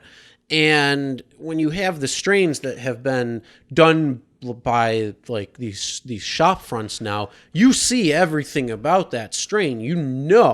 Like it's got a nutritional factoid breakdown on it all, essentially. Well, that's the whole thing. So here's my question. It could cause paranoia, right? It can, yeah. Okay, so I mean, it depends on the person. Yeah. So do you think that if it was in an area where it was legal, you wouldn't get the same amount of paranoia as if you're smoking in an area where it's illegal? Isn't that part of the problem where you're like, I'm doing something that that someone told me I'm not allowed to do? Maybe the first few times. Okay. Because after, like, say you're, okay, so like I said, when I was 17, 18, when I first started it. Yeah. Or when I first tried it. I mean, I was older. But the reason why is because I knew my friends were smoking and they were all fine. I'm like, so half the or everything they were telling me was all bullshit. Yeah. The thing is, I just didn't question it beforehand because I don't know. I just didn't think about it. Yeah. And so I'm like, fuck it. Yeah, let's try it. And at first, because it's all new to you and you have this mentality behind it that's it's this scary thing, and it's a class 1 substance, or Schedule 1. I'm sorry, it's a Schedule 1, the same as cocaine and heroin in that, and it's really not. But at least when it comes to like looking at it from a crime aspect, it's still Schedule 1, no matter where you are. On a federal level. And you have all these things going with all this like fear mongering and all this stuff that they've put on you for so long. Yeah. And it's you just, for me, it was, like I said, that cop that we saw the first time. Yeah. And that was like, holy shit, what the fuck? Yeah. But the first time, like, I have a very high tolerance to smoking. Yeah. So I need to smoke a lot in order to get high. Yeah. Edible is the exact opposite. I don't need a lot to get really fucked. Yeah. So it's I don't know what's going on there, but so for me the first time I thought I was paranoid about because the cop and he turned around, but that was a legitimate thing. Yeah. And then when we actually made it back up into the apartment, we were just hanging out, chilling out, not caring. I'm just like, this is good. I feel relaxed because I let all that crap go. Yeah. Like I let all that bullshit go because like I said, I looked at my friends were doing it multiple times or doing it daily or whatever it might be. And they were still productive. They were still doing shit. They were still fine, you know? And I'm like, okay, it can't be that bad. So let's try it. So like I felt comfortable because I was with friends. They've done it multiple times and they're like, yeah, let's do it because you're finally. So like a couple of friends that said like that gave up on it and didn't, they smoked again because it was with me. Yeah. And I felt honored for that. But yeah, it was like, it was just this thing. And then like after that, I started smoking again and, you know, I'd be outside and, you know, there's cops around my area. And we'd still go out inside and smoke, and the whole backyard and shit, the whole area would smell like fucking weed. But we didn't care because at that point, you kind of like come to the realization that a lot more people smoke than what you thought originally because it's, again, not a bad substance in my opinion. Uh-huh. Well, so like, but if there's paranoia that's involved with it, like if you're at the supermarket, they're like, oh my God, everyone knows I'm stoned. If you carry eye drops, then it doesn't matter. Uh-huh. Well, I mean, because your eyes will get red. Well, nobody notices anyway. Like I've never been anywhere where I'm like, well, that's the same. Unless I was at like a concert where people just came walking out of somewhere, I'm like, they were smoking pot. Like I was never at a supermarket going, oh my God. Now the poor kid at college.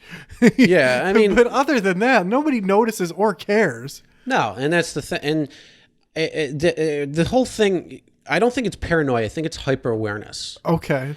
Because and I think paranoia is the wrong term, and that's why I say it should be hyper awareness. Because the big thing is, it's all psychosomatic. It's all in your head. So if you feel paranoia, it's you being hyper aware of a certain situation. So let's say you're thinking that everybody in the grocery store is going to know you're high and they're going to be like, oh my God, he's bad. He's this bad.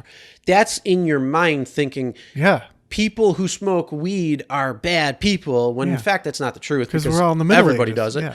Not everybody, but a lot of people do it. Even very high, respectable people that you might look up to do it.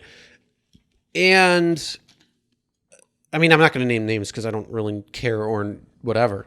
But then you're thinking it's your ego also playing into it, being like thinking it's all about me. Mm-hmm. When in fact, in the reality of the situation, you're right. Nobody gives a shit.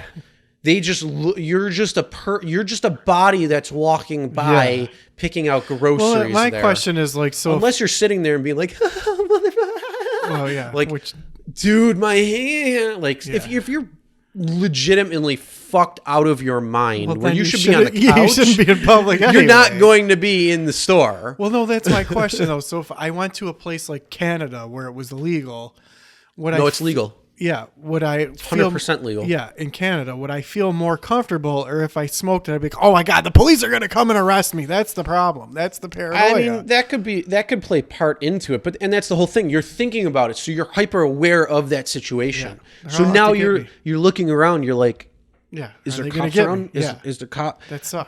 But and again, it's the same thing with looking at the grocery store. You're saying in the grocery store, people are going to notice I'm stoned, so I got to really. Yeah. But that's not the case. Nobody gives a fuck. So like, how often do you see cops in general that are around you? Not that's too a funny often. thing. When I was fishing the other day, the sheriffs came around, and I'm like, I got nervous, and I'm like, wait a minute. Are they in the water? I'm not. No, they were driving a truck, and that's what I'm like, am I on private property? Am I supposed? Because Well, if you're on private property, they would just say, "Look, you can't be here." Yeah, and that's like, the most of it. Yeah, and I'm like, wait a minute, I have a fishing license. I'm Yeah. fishing. Like, I'm not doing anything wrong. Like, And that's that whole the same thing when mentality you get pulled again. over. Though it's like, oh, there's a cop. Am I Yeah. doing everything right? Yeah. But yeah, I mean, and that's the whole thing. Like, you got to stop that mentality. If you stop that mentality, period, and you're just like, there's a cop, whatever.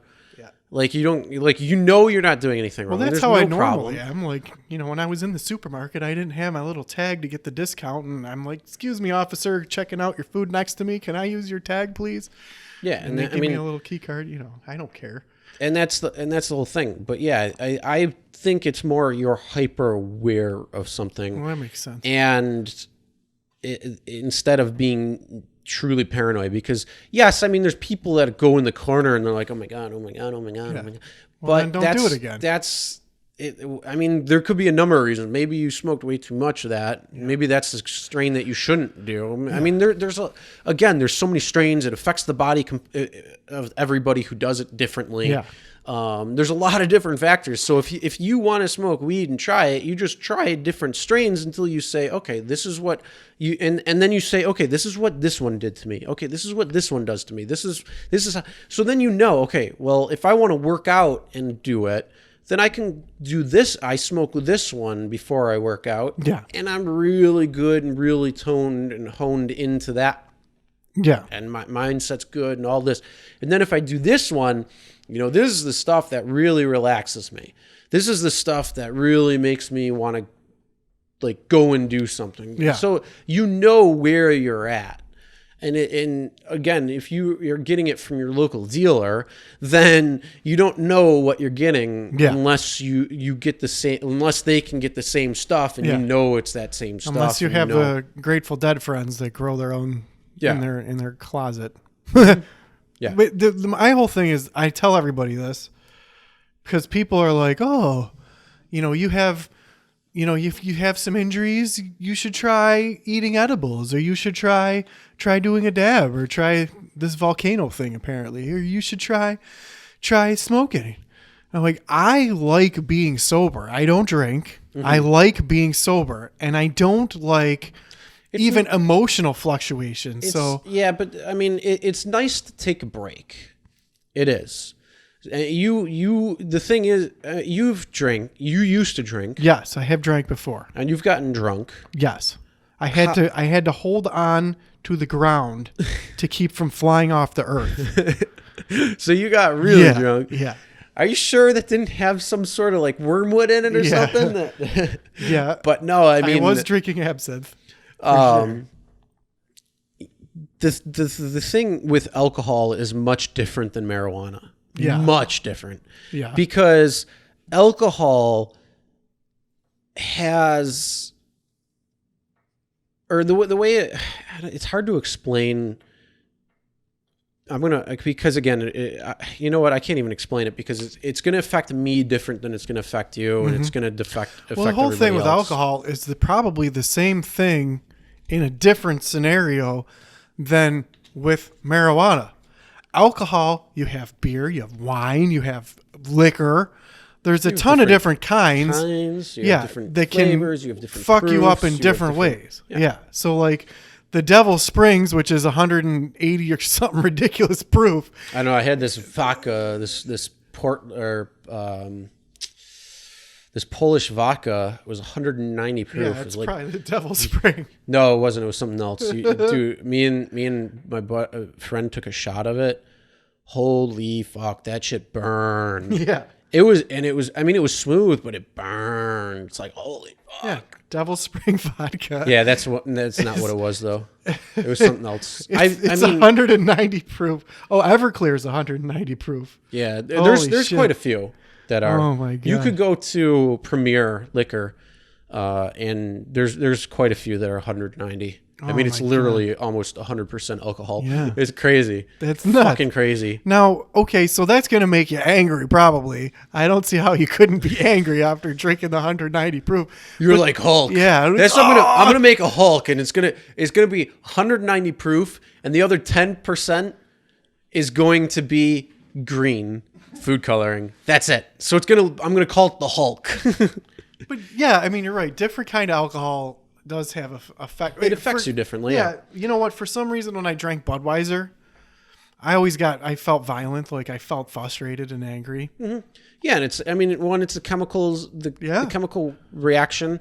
But think of your body and your brain as a web. You know, you pull or you tweak one part of that web and it affects everything around it differently. So if you twist it a little bit or you pull it, it affects it all differently. Yeah. So yeah, I mean, it's how it's going to affect you. So alcohol though is a different breed. You can't put alcohol and weed in the same thing because it's mind. Yes, the only difference the only likeness is it's mind altering. Right. The thing is, it's different. It's so much different in every other aspect, except for the fact that it is a mind altering. But you know, it's nice to take that break. It's nice to take that relaxation. Well, here's my thing though. So alcohol doesn't grow in a plant. You have to physically ferment it. You have to do something to it. It's still grapes. It's still cactus. It's still agave. You know, so it comes from natural growth. Well, then I could say the same thing about heroin because it comes from the bulb of a tulip. Cocaine. Yeah, exactly. And but you have to process those things. Yeah. Pot, marijuana, it grows out of the ground. You just pick it. Yeah. Dry it out. Put that in your pipe and smoke it. Pretty much. Yeah. But the edibles are processed. Yeah, well, that's why people call the police thinking that they're going to die. Oils are processed. People think they're going to die. But they're also, it's extracted. It's not, it's not really processed like certain things are. Right. But that's the same thing with cocaine. Like not cocaine, chocolate. They take the cocoa. It comes from the cocoa plant tree. And same thing with sugar. Yeah. You get the sugar cane. Right. And you got to process it out, and then you got to do certain. And that's how cocaine is. Cocaine is actually still naturally derived unless you get it cut. Well, everything with something. Everything is. And that's my whole issue. Is like marijuana. I mean, marijuana is probably the least out of everything. Yeah. But it gives that nice break. It's it's relaxing. It's good. It's enjoyable. And I mean, the only thing I can say is you'd have to try it in order to see if it's for you or not. All right. And I know you say you don't want to try it, and I respect that. That's fine. But the only way you can understand what it's like is to try it, and you'd have to try it a couple of times because the first time really doesn't have an effect on you.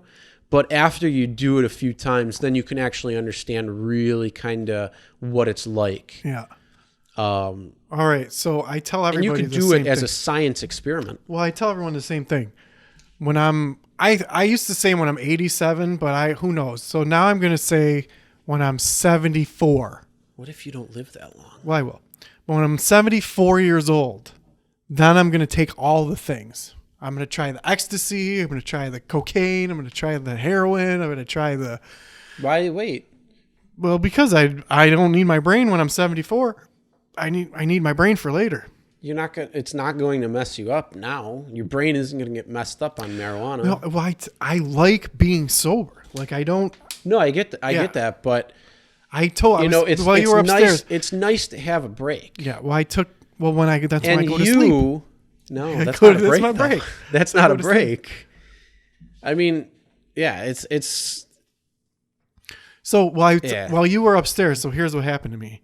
I had injured myself pretty badly while I was upstairs. No, but I hurt my back, and I was at work, and it was just I don't take like aspirins or anything like that unless I have to. Well, I was tired, I couldn't sleep, and a dude at work gave me Excedrin. Mm-hmm. I'm like, oh, okay. I'm like, my back hurts. I didn't know that Excedrin has caffeine in it, right? So I took this pill, and like an hour later, I was like, dude, what did you give me? My face is all flushed. I'm all wired up. He's like, oh, it's just Excedrin. Calm down, And he's like, it's got caffeine, and I'm like, I'm all pepped up and ready to go. So, but just the wiry feeling, like when you drink too much coffee and you're like, ugh, I don't like it.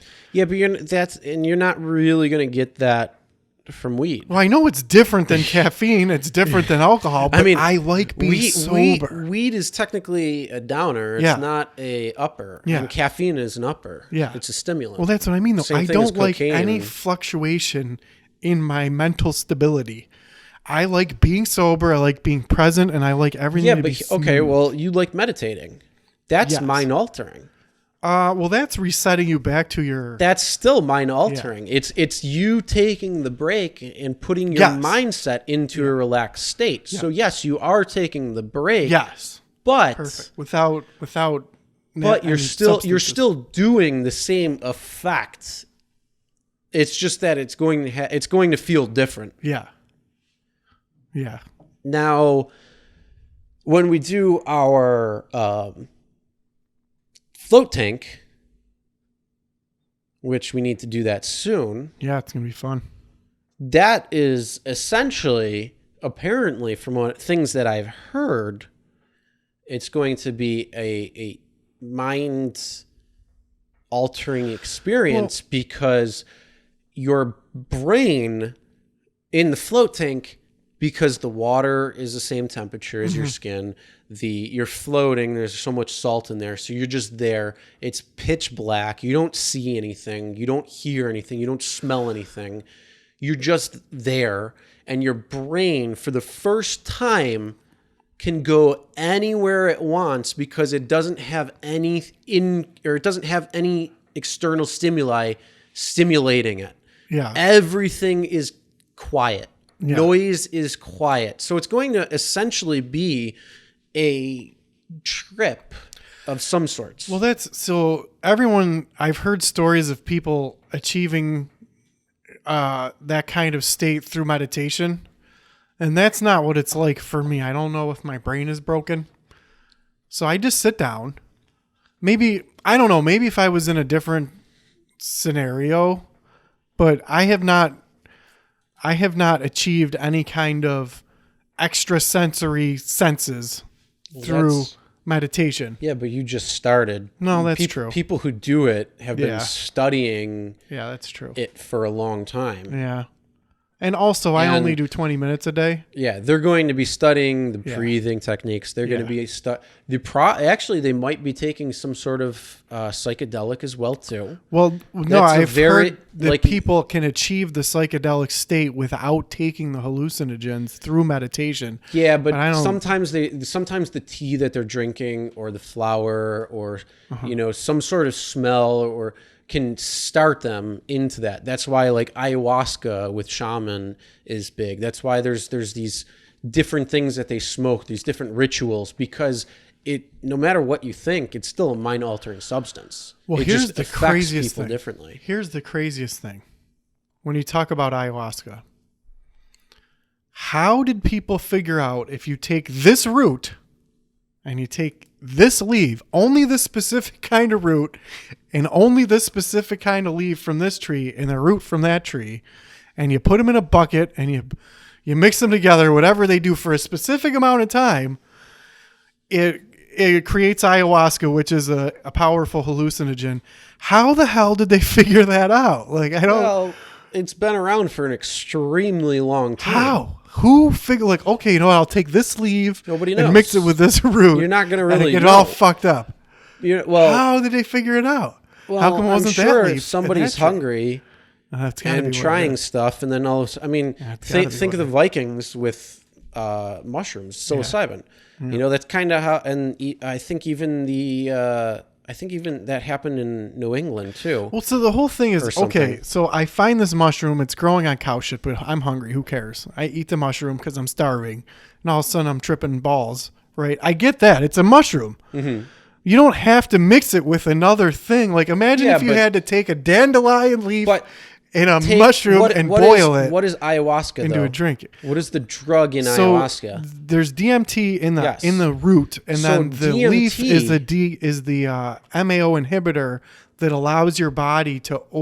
So in the root be is the able to- DMT, and then the leaf I think is the MAO inhibitor that allows your body To absorb it. to not block the DMT. That's what keeps it. I don't know. Yeah. I'm not Well, not something. Yeah, it does. But- you need both. But people were doing. I mean, how do you think they found weed? They're smoking weed. Yeah, but that's, who they would don't have smoke to weed? mix two things together. Same thing with wine. Who decided to come up with wine? Well, I get that. Who decided to come up with beer? Who, it's things that just happened over time, that somebody did something or a group of people did something, and then all of a sudden they're like, well, how do we do this again? Yeah. Or maybe there's certain things that are just instilled in our DNA, and maybe we just reset over time because we achieve a ceiling and we can't go anymore, and we just destroy ourselves, and then we come back and it's just it's just cycle. Maybe we're on the 18th cycle. Maybe we're on the 256th cycle. Who knows?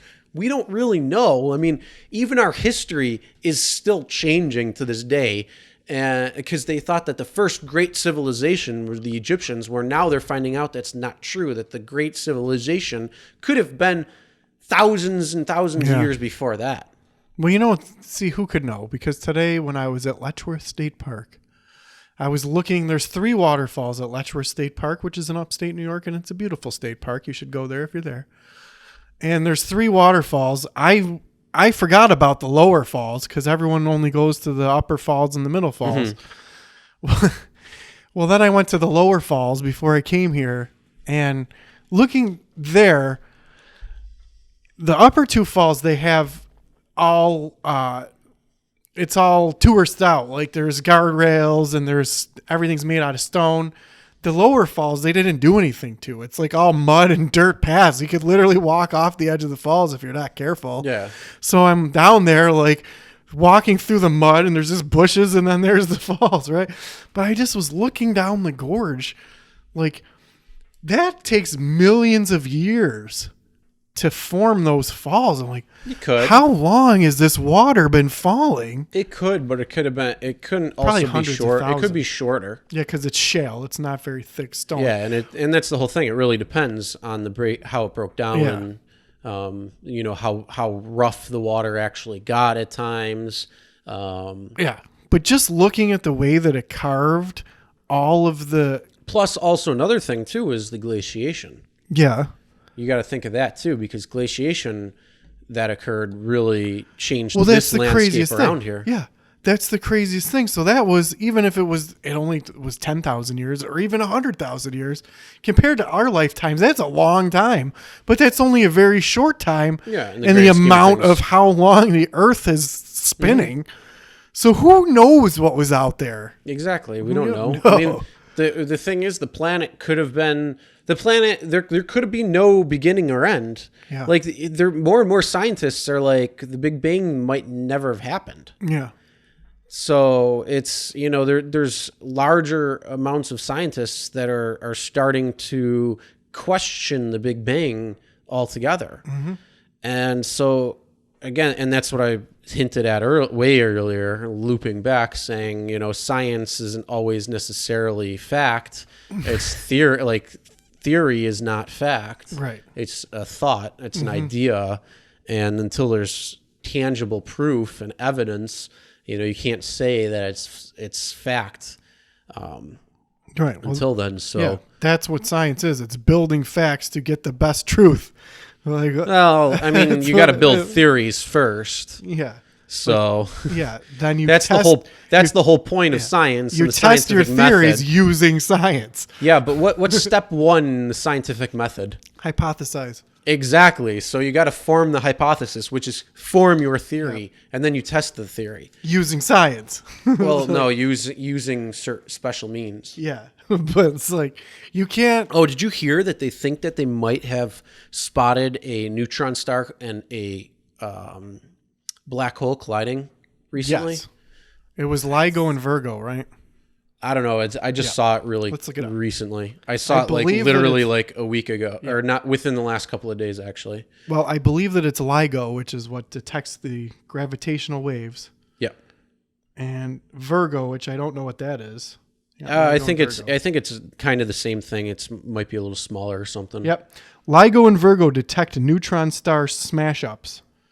The National Science Foundation's Laser Interferometer Gravitational Wave Observatory, LIGO, and the European-based Virgo detector. Oh, it's Virgo is the European detector. Yeah, huh? but is that the one that they just recently? Because Yes. LIGO and Virgo have been around to try to discover gravitational waves through collisions of neutron stars or black holes are converging. But what I just saw, like within the last, I think 48 hours, was they believe that they just witnessed a neutron star and a black hole colliding. Yeah. And if you're reading, there's been articles that have been published what LIGO and Virgo are, and then talking about the gravitational waves between two neutron stars or two black holes that have converged on each other or merged or collided, depending on what you're talking about. Yeah. And those could be articles from previous times. But I was saying they just came out with the findings or the paper, even though I think it happened in like May or something a little while ago. Gravitational wave hunters may have spotted their most exotic query yet on 14th of August at 5:10 p.m. Eastern Time.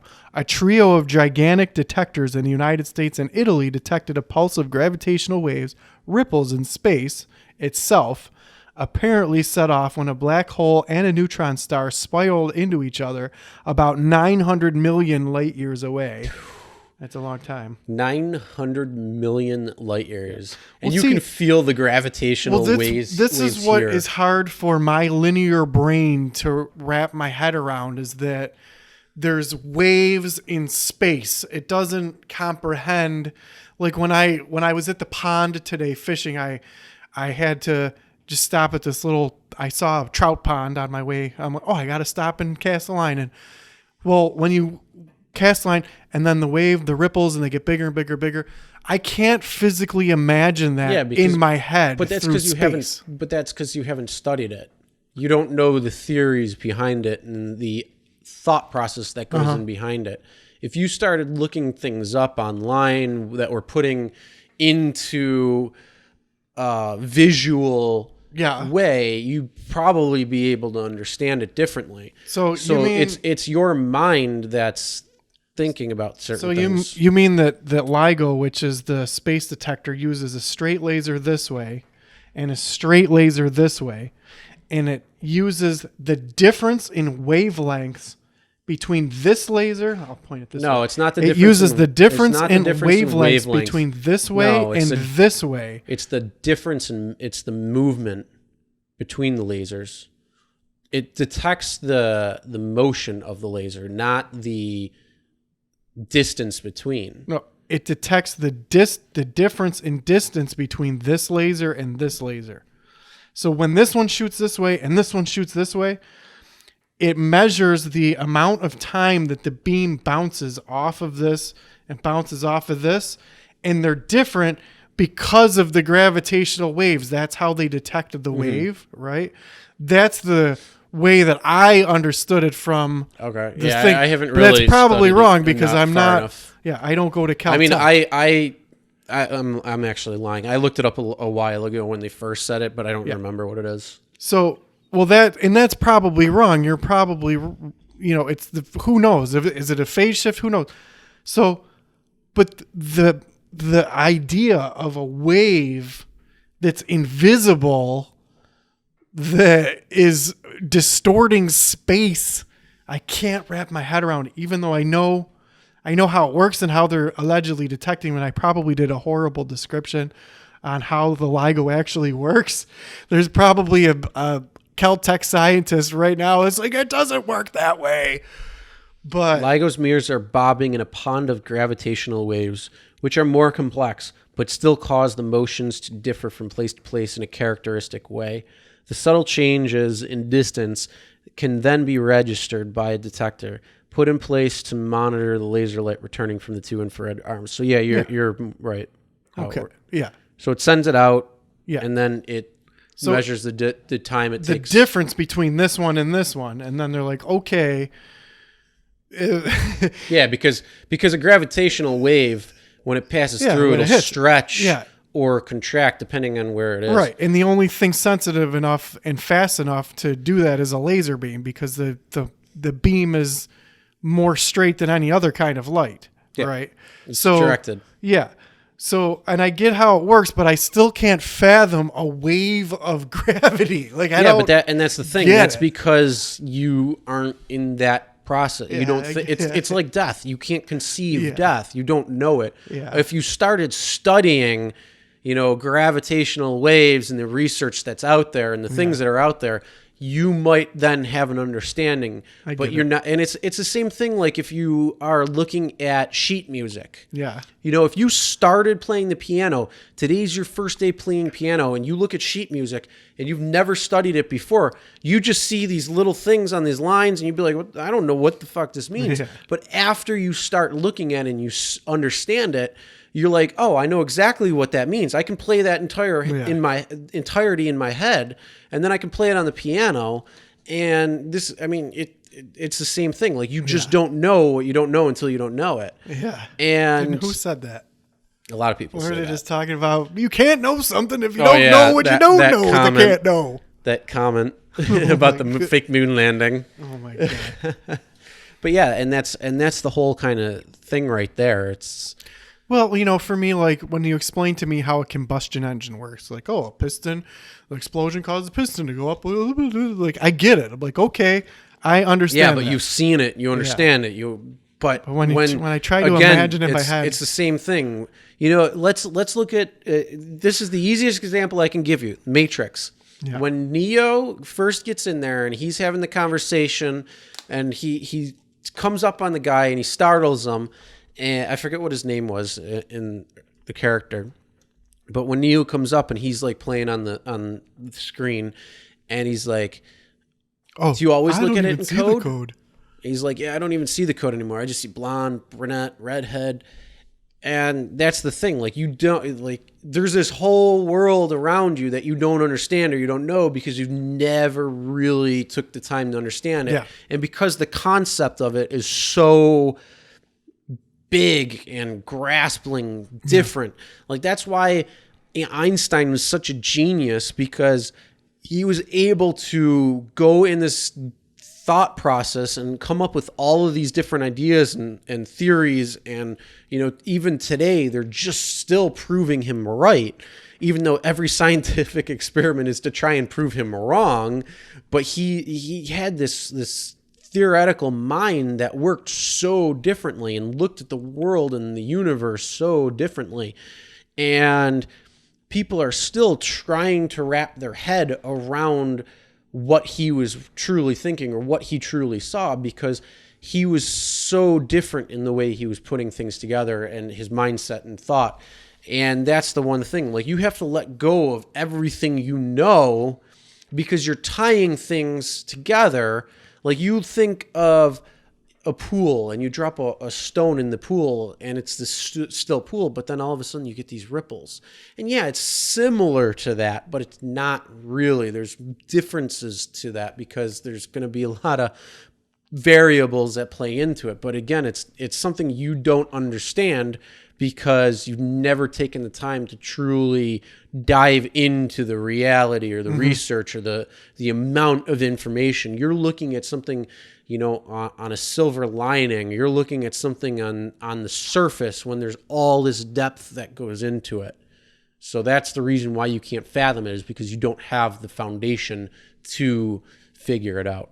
Yeah, I just can't visualize it in my head. And you won't. Until you can get the foundation to. Yeah. You can't. I guess that makes sense. I was usually pretty good at okay, I understand that. I get this. I get that. Like I couldn't figure out the double slit experiment for the longest time. Like, this doesn't make any sense. It just didn't make sense to me that you could take like an electron or a photon and shoot it through little slots, and for some reason they would align in like a structured thing, about the double slit experiment. And I couldn't figure out. I'm like, okay. And then you're telling me, because the way they explain it for the longest time was that if you're observing it, that's when the particles arrange. But if you don't observe it, then they're scattered. Like, okay, well, that doesn't make any sense. How could someone physically looking at it? And it was only till later when it was explained through quantum physics. Because you expanded your knowledge that put it into key. Yeah. And that's the whole thing. Again, you're only looking at a surface of something when there's a whole plethora of information that's so well beyond that you have to go down the rabbit hole before you'll understand it. Oh, and so for people who are listening who are confused about what the double slit experiment is, you can just look it up. It's when you fire a photon or an electron out of a photon or electron beam through two slits.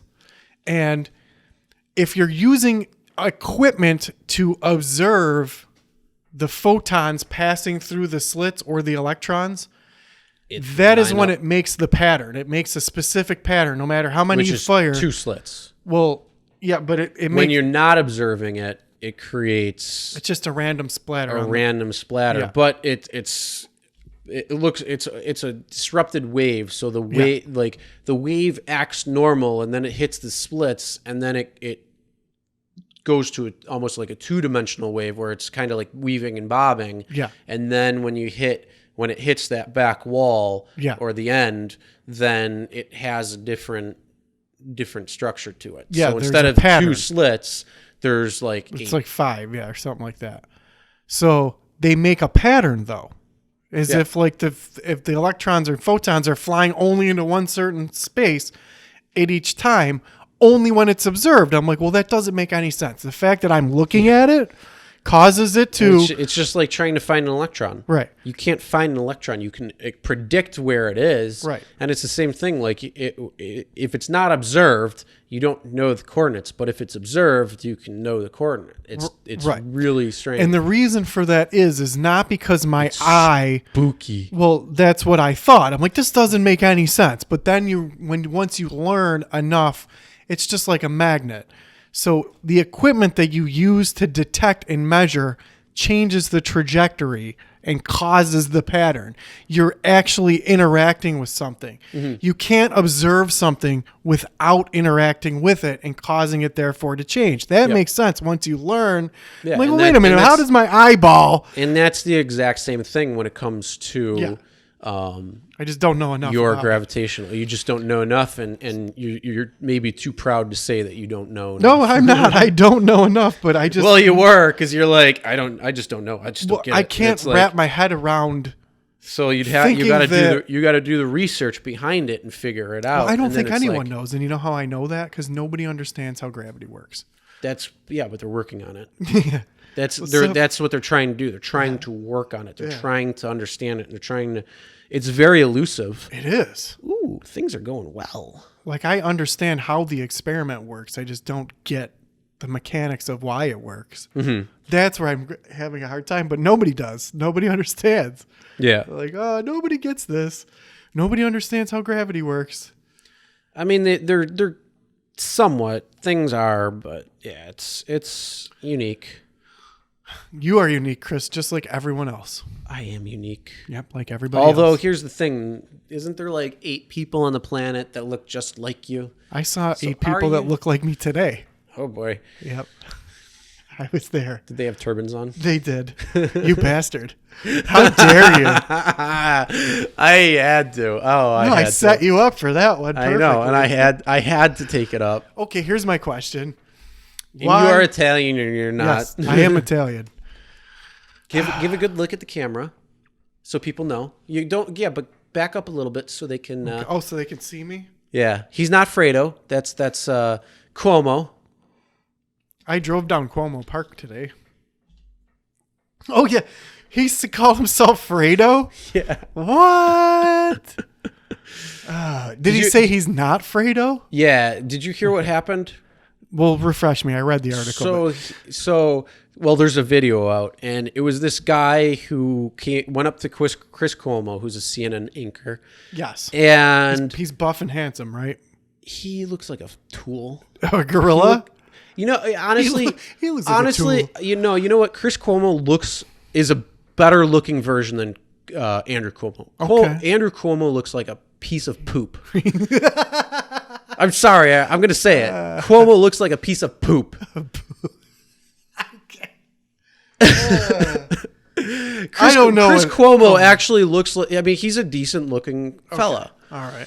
Well, he And- couldn't be an anchor if he wasn't. No, he's a semi-attractive, decent right? looking fella. Okay. And, you know, his family is been the governor of New York. And, you know, Andrew Cuomo's a dickhead. And he's a fucking moron when it comes to a lot of his policies. Okay. Even his own party thinks he's a fucking moron. See, now, here's what my issue is, because I didn't even know that this Cuomo guy was in office. What happened to Bloomberg? Bloomberg's a mayor. Oh, okay. Now, that's the guy. Bloomberg was the mayor of New York City. Is he Now still? No, it's Bill de Blasio. Okay, because But Bloomberg... de Blasio is probably not going to be mayor much longer because everybody thinks he's a fucking moron. Well, He's Bloomberg- also the dumbass who said, we're going to ban skyscrapers in New York City. Well, that's Bloomberg was the guy who wouldn't let you eat hot dogs or drink pop. what? He was partial. No, Yeah. it was the supersize.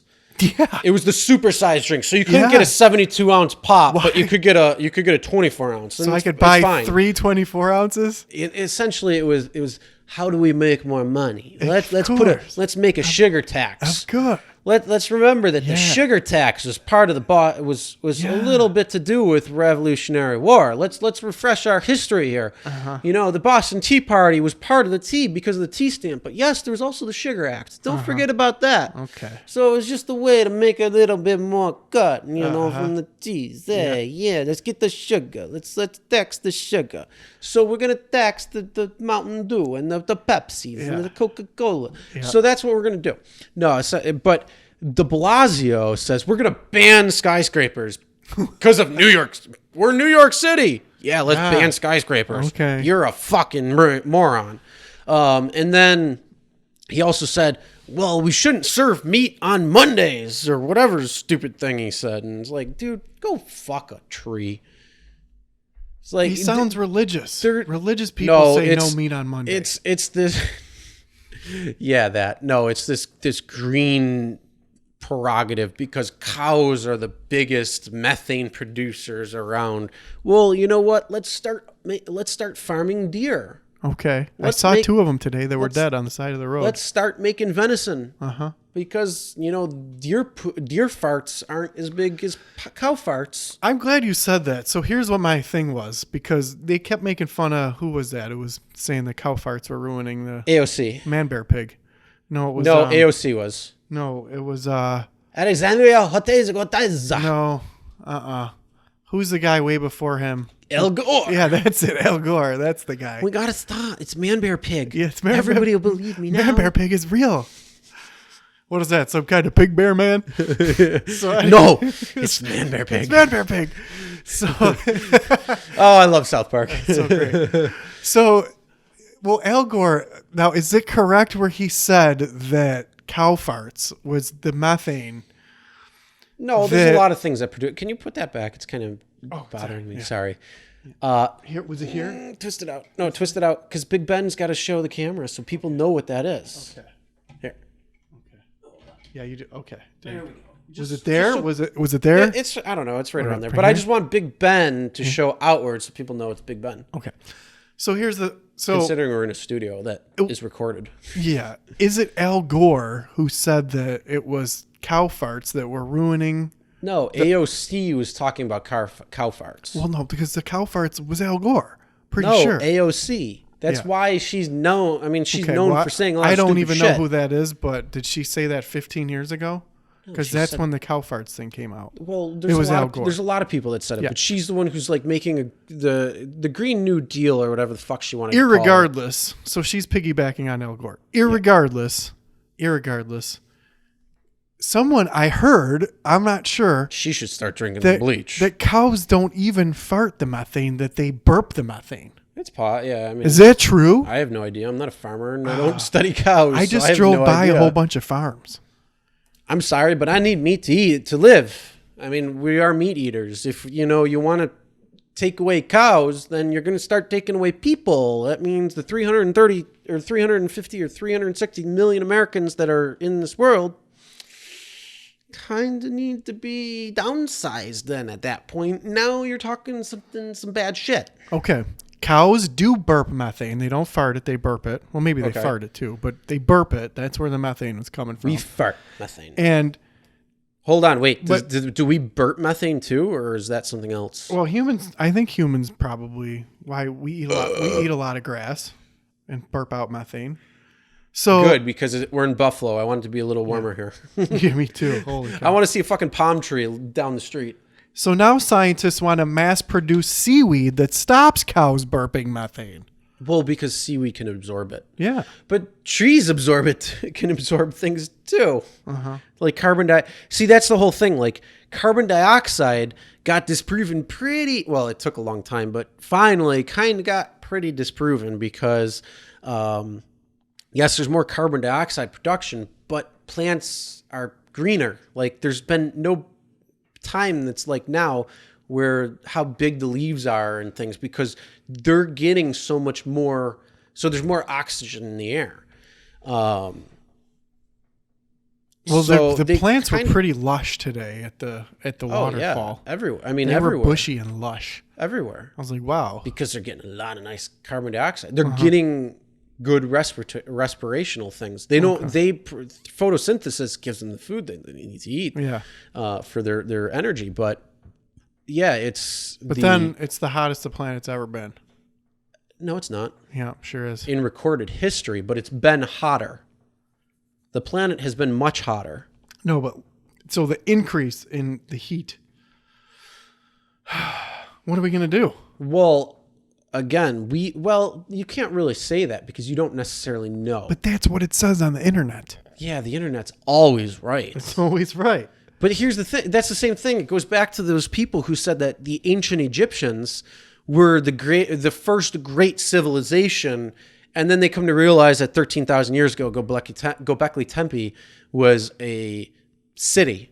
So they have to rethink they have to reevaluate everything and change everything now. So honestly, we don't really know if that's the case because we've really only looked at the last 170 years when they started recording history, recording the weather.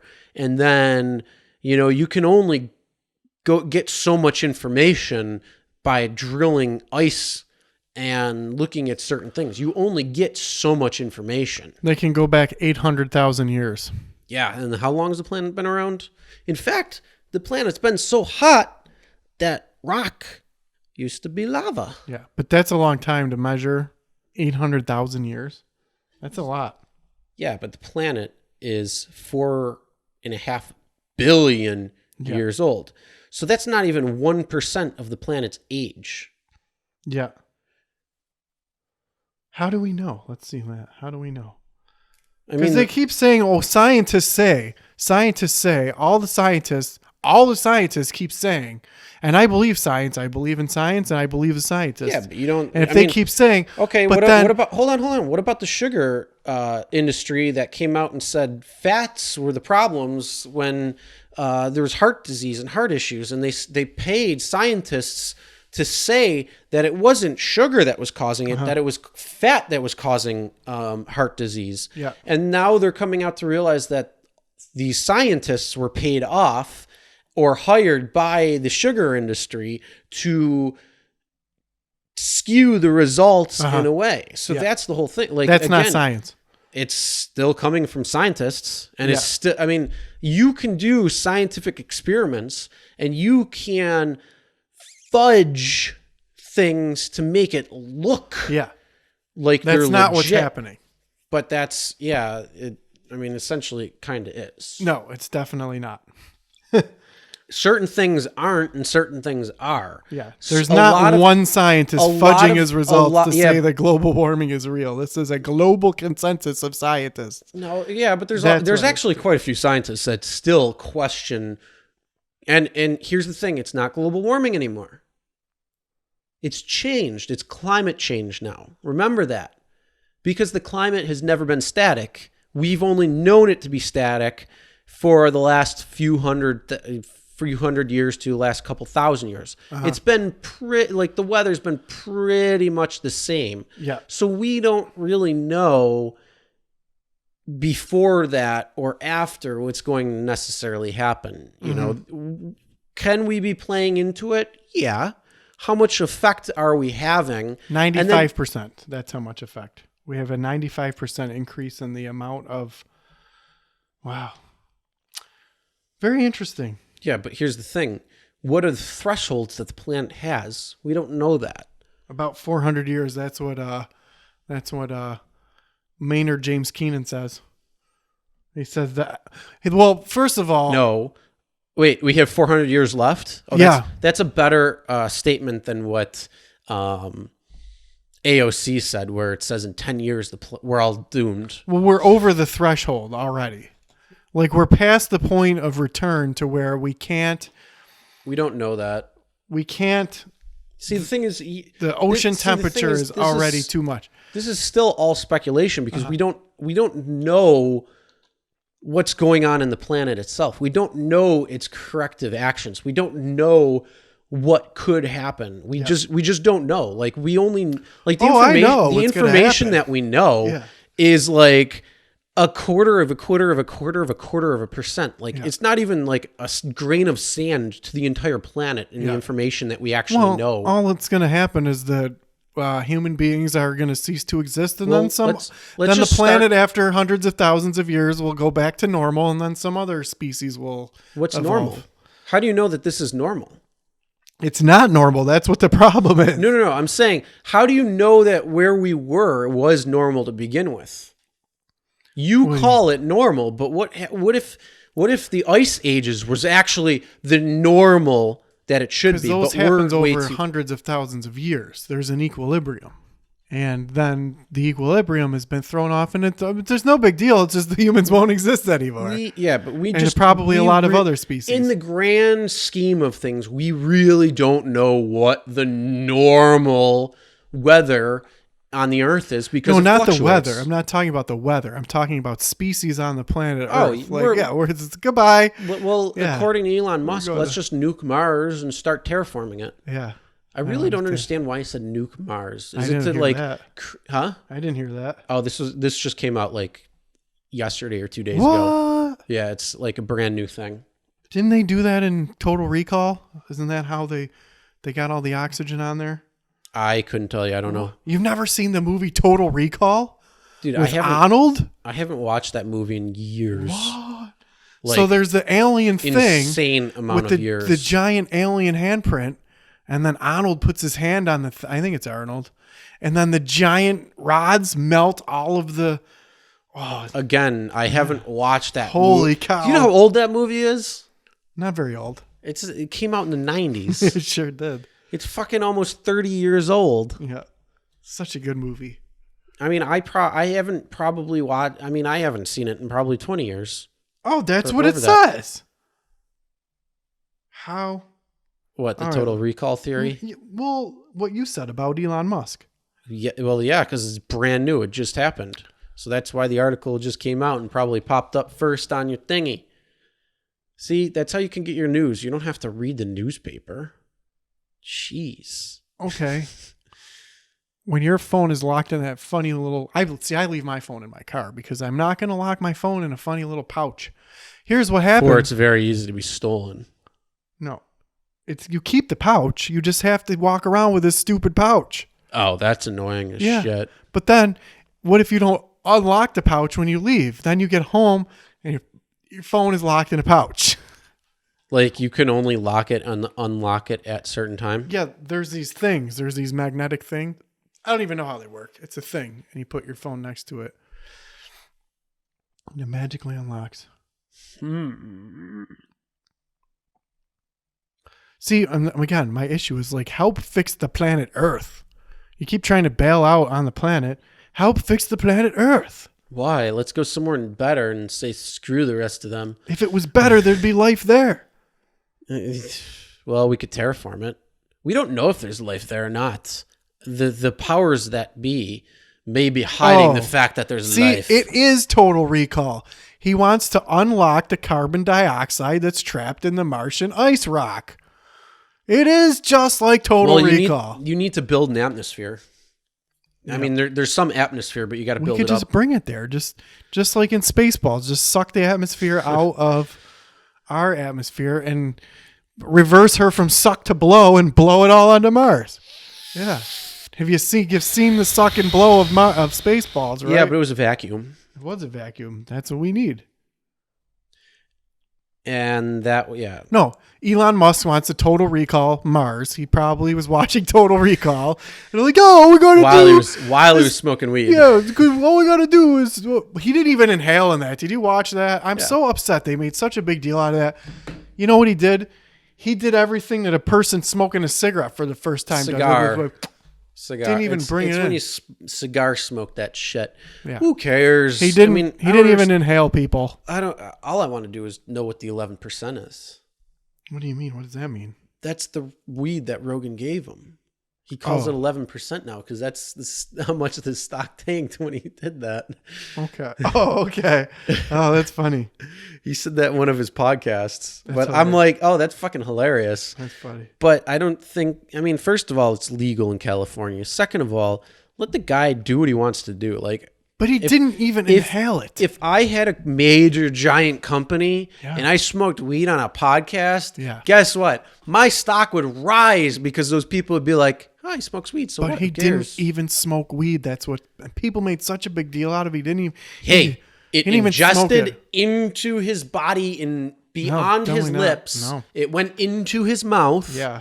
So Barely. he smoked Barely. it. Barely. It doesn't matter. He still smoked it. So you think he was stoned out of his mind? Dude, have you ever smoked a cigar? Well, you have to repeatedly puff on it before you even start getting a buzz.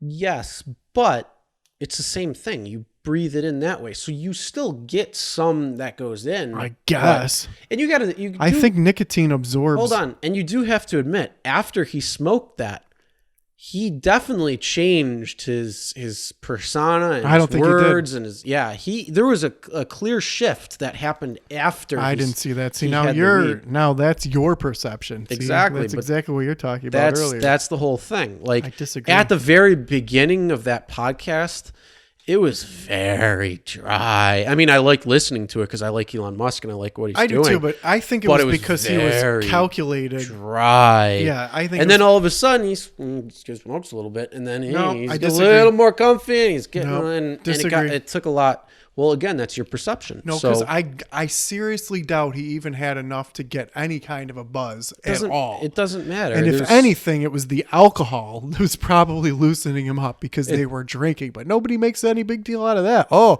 perfectly okay to drink 121 proof scotch that's And then he probably 900 drove. years old. I wonder if he self-drove I after. was going to say his self-driving car probably drove him home, which is the future. Oh yeah. Well, to a point, yeah. It's definitely the future. So did you see Hot Tub Time Machine 2? No, Okay. In that movie, don't ruin it. we're No. not going to ruin it. No, But in that no, movie, don't say anything. I don't want to hear it. I have to watch the movie first. I think it's on Prime, actually. Uh-huh. Let me check. Because if it's on Prime, I can watch it later. Yeah, well, Maybe. I'm not ruining any. Nope, don't bring it up. I'm Change not subject. ruining- Change the subject. Nope, see, I disagree. Change subject, or I'm going to turn off the podcast right now. Okay, whatever you say. Hold on. I think it's on Hot Tub. Hold on. Hot Tub Time Machine 2 is not. Damn it. That's all right. I'll be able to get it. But Hot Tub Time Machine 1 is on Prime. Why did they do that? Why did they Agreed. do that? Why? Why can't you just have I agree with everything on a streaming service so I can be happy? Oh no, they have to have these rights and they have to be, well, we can only get the rights for this one. We can't get the rights for that. Shut the fuck. Just give me what I want. That's all I'm saying. I don't care about Disney Plus. I don't care about Netflix. I don't care about Prime. I just want one or Hulu. I just want one that I can hit and be like, all right, cool. That's all I want. Agreed. And I don't want to pay cable prices. Fuck that. Well, that's what's happening. I cut the cord how long ago, and I'm happy I did. Mm-hmm. It was actually, 2 years ago? A little over now. Dum-ba-lum. So cars that just drive themselves. There's speculation that you're not going to own a car in the future. It's just going to come and pick you up. Yeah. But I don't think how that's feasible if you're in like a town like where I was out in the middle of nowhere. You couldn't just have an instant car because it would take a long time to get to you. I could see how it would work in an urban setting, Well, that's where it'll probably go, but there probably will be some going around. Or what essentially is going to happen is there will be cars that you might walk to pick up, to drive, or to get into. And then, there might be like available cars, and then you just pick it up, or you order it like an Uber or Lyft right now, and then it just comes to you. And they're going to have so many cars around. So it's all based on algorithm and predictability, where you're going to need it and when. And they're working on that. I mean, that's already what Uber and Lyft are already doing. So it's not really unfeasible. But yeah, car ownership is not going to be what it is. You're literally just probably going to pay like a subscription per month, and then just go in your car that you order, and then go to where you need to go, and take the next car to the next place, and it'll just pull up when you need it and be like, hello, I need it. Hello, thank you. That's the whole thing. Is like that could work in an urban setting, but if you live in farm country where I was today, you can't be like, boop, I need a car, because then it has to drive all the way to where you are. Yeah, but there's going to be cars that are going to be there. Yeah. I mean, here's the thing. When you take the car back, it's going to be sitting there. It's not necessarily going to be... Well, no, that's the idea. As soon as it's done with you, then it goes to someone else. Yeah, but there's still going to be people that are going to be into that town. Yeah. Or it also might... I mean, here's the thing. Again, you're speculating everything. You don't know. We don't know what's going to happen. The powers that be will already know. But here's the thing. We're not going to live that long because the planet's going to be dead. Oh, yeah, I forgot. It's why because of the worry cow about farts. Because of cow farts. Because it's definitely because No, of the cow burps. Yeah, we discovered that it's it's cow burps. It's not cow Yeah, farts. but we could cure that by feeding them seaweed. Wait, you feed them seaweed, or the seaweed absorbs their methane? I think you feed them the seaweed. Interesting. Yeah. So the seaweed changes their burps to not burp, or I think that's what it's it a is. mild stomach sedative. Let me find out, because I got distracted and I wanted to see what it was. I'm not quite sure. Yeah. I want to find out whether it's a special kind of seaweed in the sea that absorbs. It's toxic seaweed that's going to kill them all. That's why they won't burp, because they'll be dead. Oh, here's another one. Methane isn't just cow farts and other facts you didn't know. Let's check that out. Methane is a lot of things. Well, I know the eternal flame is methane, I'm pretty sure. No, that's natural gas, probably. Yeah, I think so. All right, so we'll find out.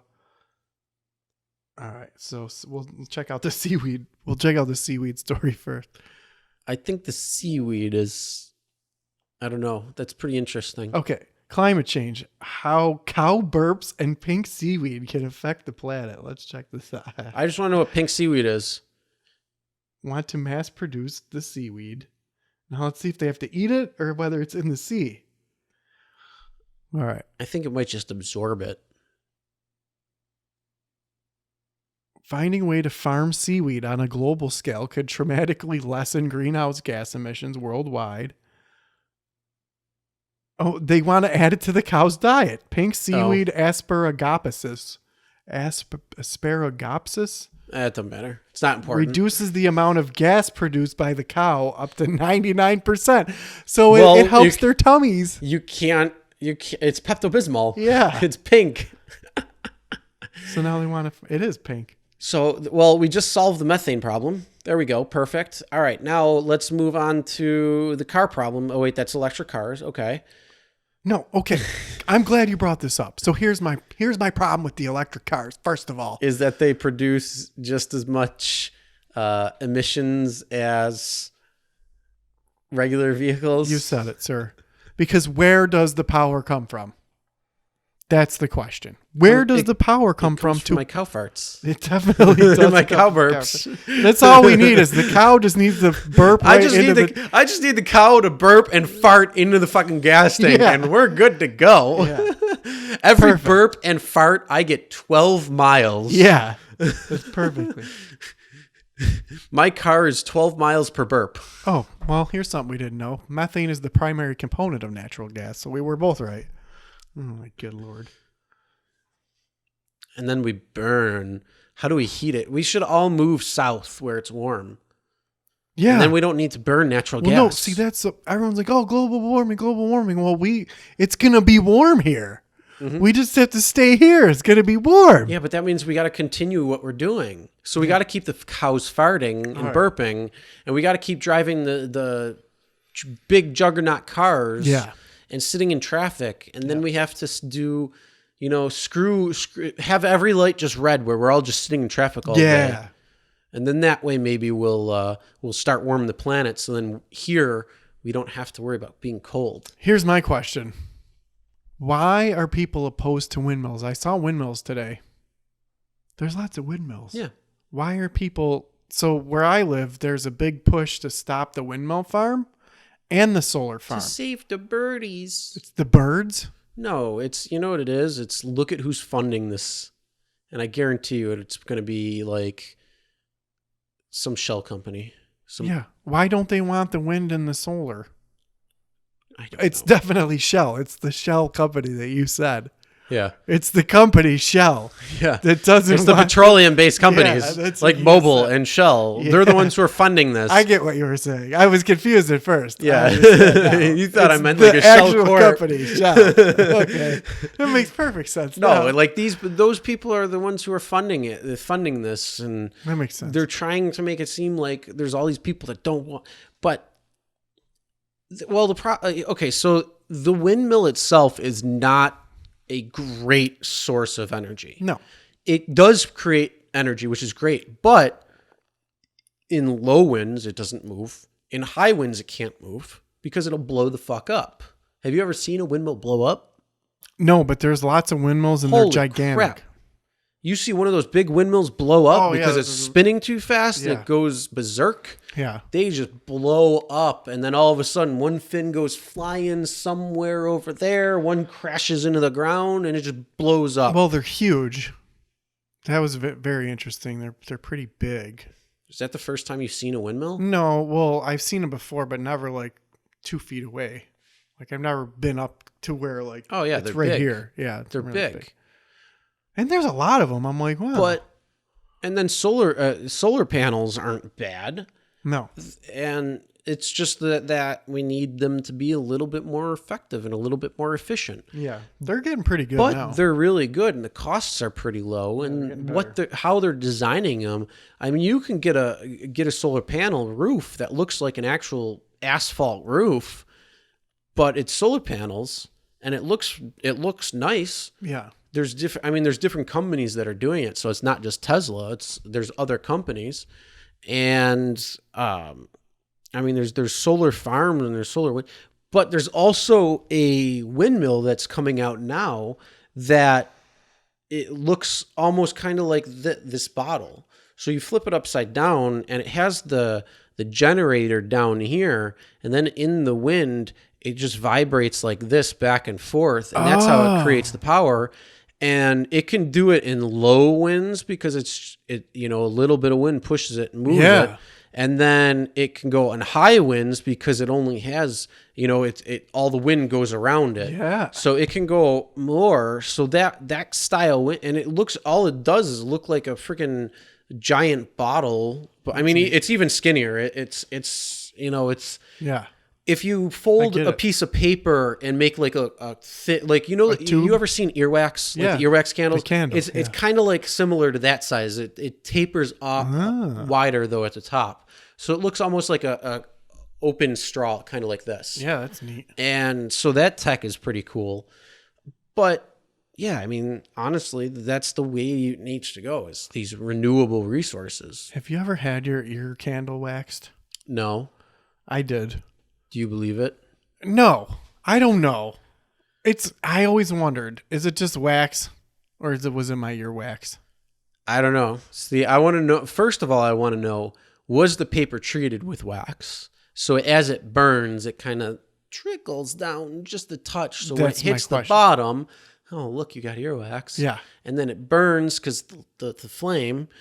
Or is it already in there at the bottom? Yeah. I mean, because it's got to be treated with something because it's not just pure paper. Yeah. You know, oh no, it's it's a wax. It's wax. Yeah, so then it melts in, and look at all the wax that came out of your ear. It does look like your earwax. I'm like, how does it work? Is it real? I mean, we should. Yeah, is it real? I don't know. I mean, one of the things that we could do is get a earwax candle and then burn it. Yeah. And see if it comes the same color. But it's like those freaking foot pads. You know that those foot pads that claim that they'll detox you? And you put them on your feet at night. Yeah. And then you let them go. And then in the morning, you peel them off and they're all black because that's all the toxins that were in your body. Those are liars. Yeah. Those products are 100% lying because what they do is they bank on the fact that your feet sweat and that color is color changing ink that reacts with water. Yeah, it's the same, so you could same throw type it, of thing. And you like could a throw receipt. it. Yeah, you could throw it into a sink and have the same shit pop up and be the exact same way. It's insane.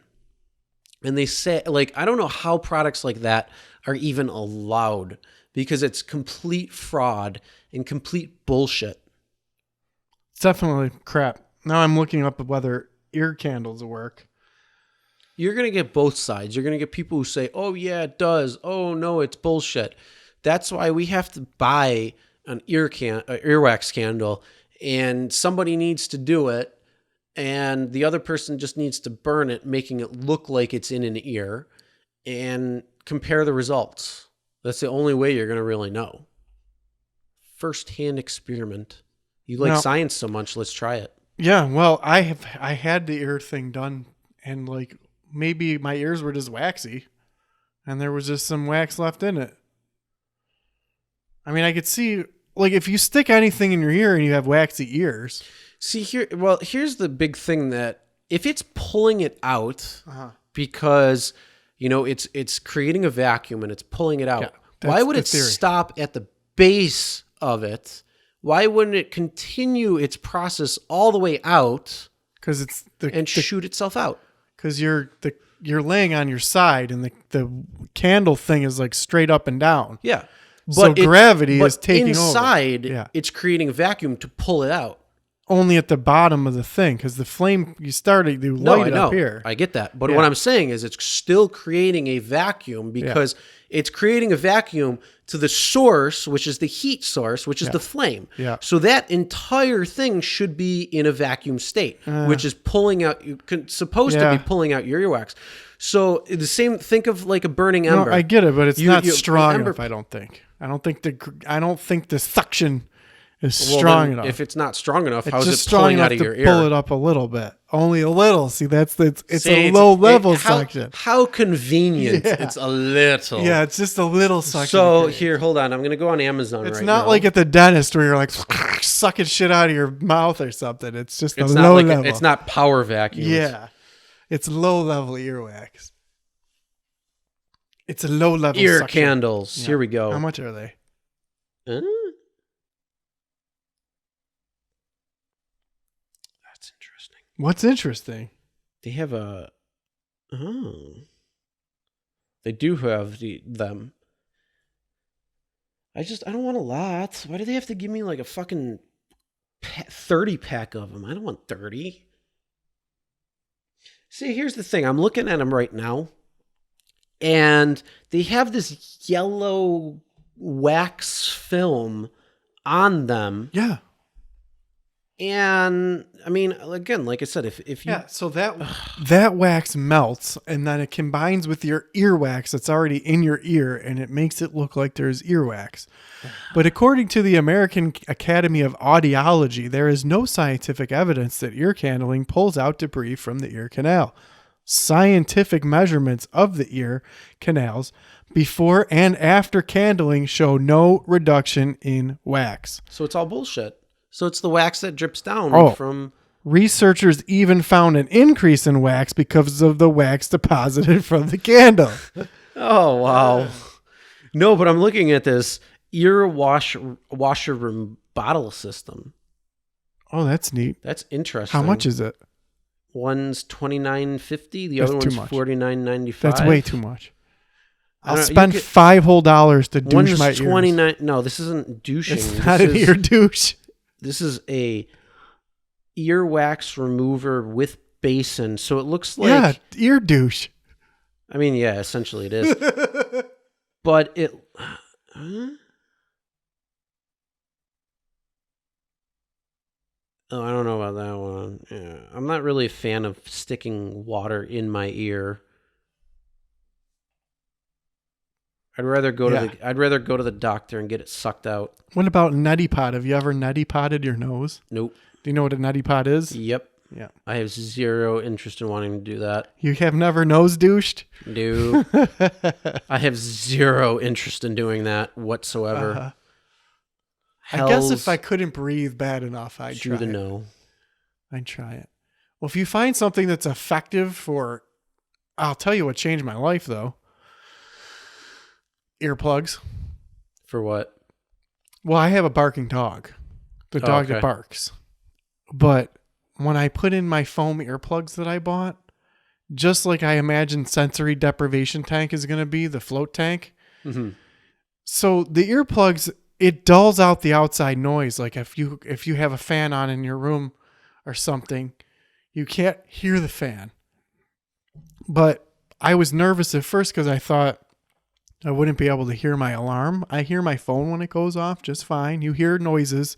It just dulls the level of the noises. And I sleep better. It's much better. I tell everyone, I'm like, try earplugs. If you can't, you got someone next to you who snores, get the earplugs. They're so cheap. They're foam. You just twist them and put them in your ear. Mm-hmm. And it's like life-changing sleep, dude. Yeah, the earplugs aren't bad. Yeah. I won't do the earplugs in the tank. I'm just gonna lay there and be like, shh. Oh, I might use them in the tank, but I use them for sleep. Oh no, I'm saying in the tank. I'm not going to use them. I'm just gonna lay there and be like, I don't want to get salt water in my ear. I'm afraid about it. Maybe it'll just rush in my ear, and then I'll have to do that. Do you ever swim? Yes, I have. Do you ever go underwater? I think the water gets in my ears. There's like a little air space that it can't get into. It doesn't like just leach in. There's air that like protects around. Until I turn my head sideways. Until you turn your head, but if you lay there and you're just floating, I might be okay. You're not going to have a problem. But I'm used to wearing earplugs anyway, so I don't care. I'll put them right in there. Yeah. Well, to me, I want the absolute zero amount of things that will be affecting me. Yeah. And are you going to free ball it? Yeah, for sure. Oh yeah, same here. Because you know what? I called there. I called the place in Buffalo. Mm-hmm. And I was like, we're going to? Yeah. I was like, what's the etiquette here? How does it work? Is it soundproof? And he's like, it's soundproof as long as the neighbors aren't noisy. I'm like, okay. I'm like, wait, what do I do? You mean like your neighbor, like legit neighbors, or you? I don't know whether he meant that's. I don't know. Because it was like an impromptu thing. I didn't ask the right questions. I'm like, is it the upstairs neighbors? Are they stomping on the floor? Like, who is it? I hope not, because I want that thing's supposed to be a fucking tank. Yeah. Like legit tank. Yeah. I'm like, and then I'm like, well, what do I do? Do I bring my bathing suit? And he's like, well, most people just free ball. I'm like, okay, free ball, and it is then. So you must just go in there. It must be like a private room thing where you can just shower. Yeah, it's you go in. It's like a little room that you kind of get changed. I think there's a bathroom right there and all that good stuff. And then there's the door that you walk into the tank, and then you get all situated. You shut the door, and you're like, well, how about this? How about we go on a tank tour?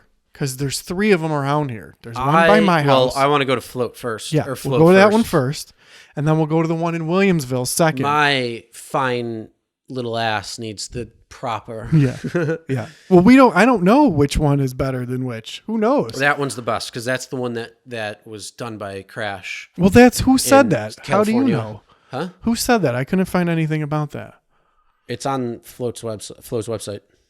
They actually show the tank on the website. They do? Yeah, and they actually have links that talk about Rogan's podcast and then Crash and then talk about how it came from there.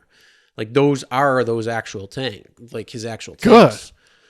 In the So- flow, it's called the flow. Yeah, on Okay. Allen. So, and then there's the pods that they have, which you probably I more saw a guy familiar do with. that. And the pods are similar, but the problem is, there's little tweaks that they don't necessarily have. I mean, they're good. Like the pods are great for like home because you can fit it like the tank. Yeah. Like the tank would take up this podcast space. Like this would be the size of the tank because you got all the filtration equipment that's behind it. Plus, you got the tank itself, which is I think like, I want to say it's like 9 by 5 or something. So it's a pretty good sized tank. And then I think it's like 12-inch thick walls. Yeah, I don't see anything about that on their website. Yeah, it's on there. I'll have to keep looking. But anyway, so we're going to go to the float tank. And so what I do is like, just like, right. But we're going to go to the float tank to try to do this floating because I don't talk about this on the podcast, but about 8 months ago, I think it's about 8 months ago now, I was trying all sorts. I took a philosophy class and it just, I don't know why, but because philosophy did not help me open up my mind in any way, but I just decided to learn different things about different philosophies, I guess. I guess that's the only thing. In the actual philosophy class, we just learned the basics about like Socrates and Plato, but that's really it. But I guess it stoked a fire in me to learn about different things and different viewpoints. And I was in a position and a point in my life where I think I needed a change in the way that I viewed the world. And I've been on a mind-altering adventure since then that excludes Without psychedelics. Yeah. But I started to look into meditation at a friend's suggestion. A friend of mine just like, why don't you? So here's what I did. I went on YouTube and I just typed in meditation and I found a guided meditation where this guy talks to you. I like him. And he just talks to you and tells you all sorts of things. So that's what first led me to get my foot in the door, my toe in the pool of meditation. And I thought, well, maybe there's something to this. And because I looked up meditation on YouTube, of course, it suggested me a million other types of things on meditation. So then I started to, because as I've already said, I don't know whether there's a creator or there's the ultimate this, but I don't believe a lot of man-made telephone game fairy tale stories that are being spread out there. I don't believe those. So I was trying to learn other different types of viewpoints, and I started to read up on Buddhism, which is a very interesting. I just started to read up on it, and then I started to actually learn how to meditate. And my philosophy teacher, who is, I believe, 71 or 72 years old now, he's probably 73 now, kept saying how meditation changed his life, and he wouldn't be the person he is. So I started learning different types of meditation and different techniques, and it does have an impact on my life, which we could talk about another time. But that also led me to try to want to explore the float tank. So, You know what? They changed the website. oh, I wonder if they got. did they get new owners? No, I don't think it's that they got new owners. I think that they had to change. They changed their website, so it's just a little bit different. So Okay. they didn't have it on there because that's what I was just looking up. Yeah. But here is the picture of the tank, which is the same one that I've seen when they show Rogan's. Oh, so it's like a coffin you go into. It's a big meat locker. It looks like a giant safe. It looks like a safe, like a gun safe, like one of the big. It's one that you can like walk Yeah. into and yeah. Yeah, with the big swinging door. Yep. Well, see, the one that I saw on YouTube was a weird looking egg type pod thing. And here's another picture of it. Oh, So that's what it looks like. cool. All right. Well, so here's what we'll do. we'll try that one first. Then maybe later in the year, we'll try the one in Later in Williamsville. the year. Yeah. Well, I mean, do we want to We go got on to do more. a float tank tour right away? We want to try all 3 of them within like a month? Because I'll do that. I don't know. It depends on the price. Exactly. Well, they're all the same. If anybody wants to sponsor Yeah. today's I podcast. think that guy said to say free balling, and you get, when you sign up, you get extra money off if you say free balling. So we'll go to that one first, but then if that one's pretty cool, then we'll try the other one and see which one's the best, which I'm sure that one's the best, but we'll try them all out. Who cares? Because it'll be fun, and we'll do it. So that's what we'll do. We'll go on a float tank tour because I've tried the meditation. Then there's one that looks like this. Where's this? That's the one in Williamsville. So Well, that looks cool too. That's probably going to be pretty similar here. Yeah. And that's close to me. And they're all around the same price. Yeah, I don't even know what they all are. They're all like $45 or something. Where'd it go? Do you want to do 90 minutes or just 60 minutes? 90. Okay. Hello. All right. I heard the dude on YouTube said it went by pretty quick, but he was in that weird pod thing. Oh yeah, I mean that's the whole thing. It looked like an egg. And then you're probably thinking of that. Yeah, So that's the one in Clarence. That one, I think that one just opened up recently. Is it on Sheridan Drive? Yeah. Okay. So that one, it's funny because I dropped people off right around there. Oh, really? Like in that parking lot, and I saw it. I'm like, oh, float tank is right here. So where is it on Sheridan? it's kind of where Maine and Sheridan come together. Okay. Over that way. That's right by my house. Yeah, it's just before, so it's a little past Harris Hill. No, it's closer out. It's closer out further. Closer. Then out further? there's a place where you can actually buy the tanks. What? How much are they? I don't know. Are they $45,000 or are they reasonable like $8,000? I don't know. You'd have to go and talk to them, I guess. Well, and it depends probably on your customization, what you need. But this tank manufacturer looks like it's the same one that was the one that I showed you in Williamsville. Yeah. So that's where they got those. Hey man, I'm just gonna get a pool filter and flood my basement. And then there's one in Orchard Park too. Oh, which is the same. It's the pod. Oh, okay. It's the same thing. I'm just gonna get a pool filter and some salt and flood my basement. So we really only have to go to 3. Yeah. There's the pod, which we could choose. We could do the one in Williamsville or the one in, the one in Clarence or the one in Orchard Park. It doesn't really matter. Mm-hmm. And then the one in Williamsville and then the one in, but I'm more interested in the one in Allen. Oh yeah, for sure. That's the first one. Yeah, that's the winner. That looks like the winner chicken dinner. That's going to be fun. Mm-hmm. That'll be exciting. Yeah, definitely. Because I'm all about, you get, what I think it's like. If you don't brush your teeth for 17 months, you get a bunch of plaque buildup. Ew. Yeah. That's what happens in your brain. If you did you hear about people are starting to wear their, like science is showing that people are wearing their underwear 2 days in a row? I know you can wear your pants a long time. Pants is fine. Underwear, I change mine 3 times a day. I at least change mine. Well, I get new fresh ones every single day. Okay. But they were talking about like how people are not doing it every day. What? They're changing them like every other day. That's not. And like social media is going crazy. No. I change my underwear twice a day. You need to change your underwear. You get a little swampy, huh? Well, everyone does. You can't be a human. Oh my God! But what's weird? People studied. Someone actually paid people. This is something you can do in science to study how long you can wear jeans before they start to stink and you can't wear them anymore. It's a long time. You can wear jeans a while, yeah. But like you can run and jump and do exercises and go and like they get crusty and stuff after like 100 days. But you could wear them surprising. See, I always wash my clothes after I wear them. Like I wear them one time and then I wash them.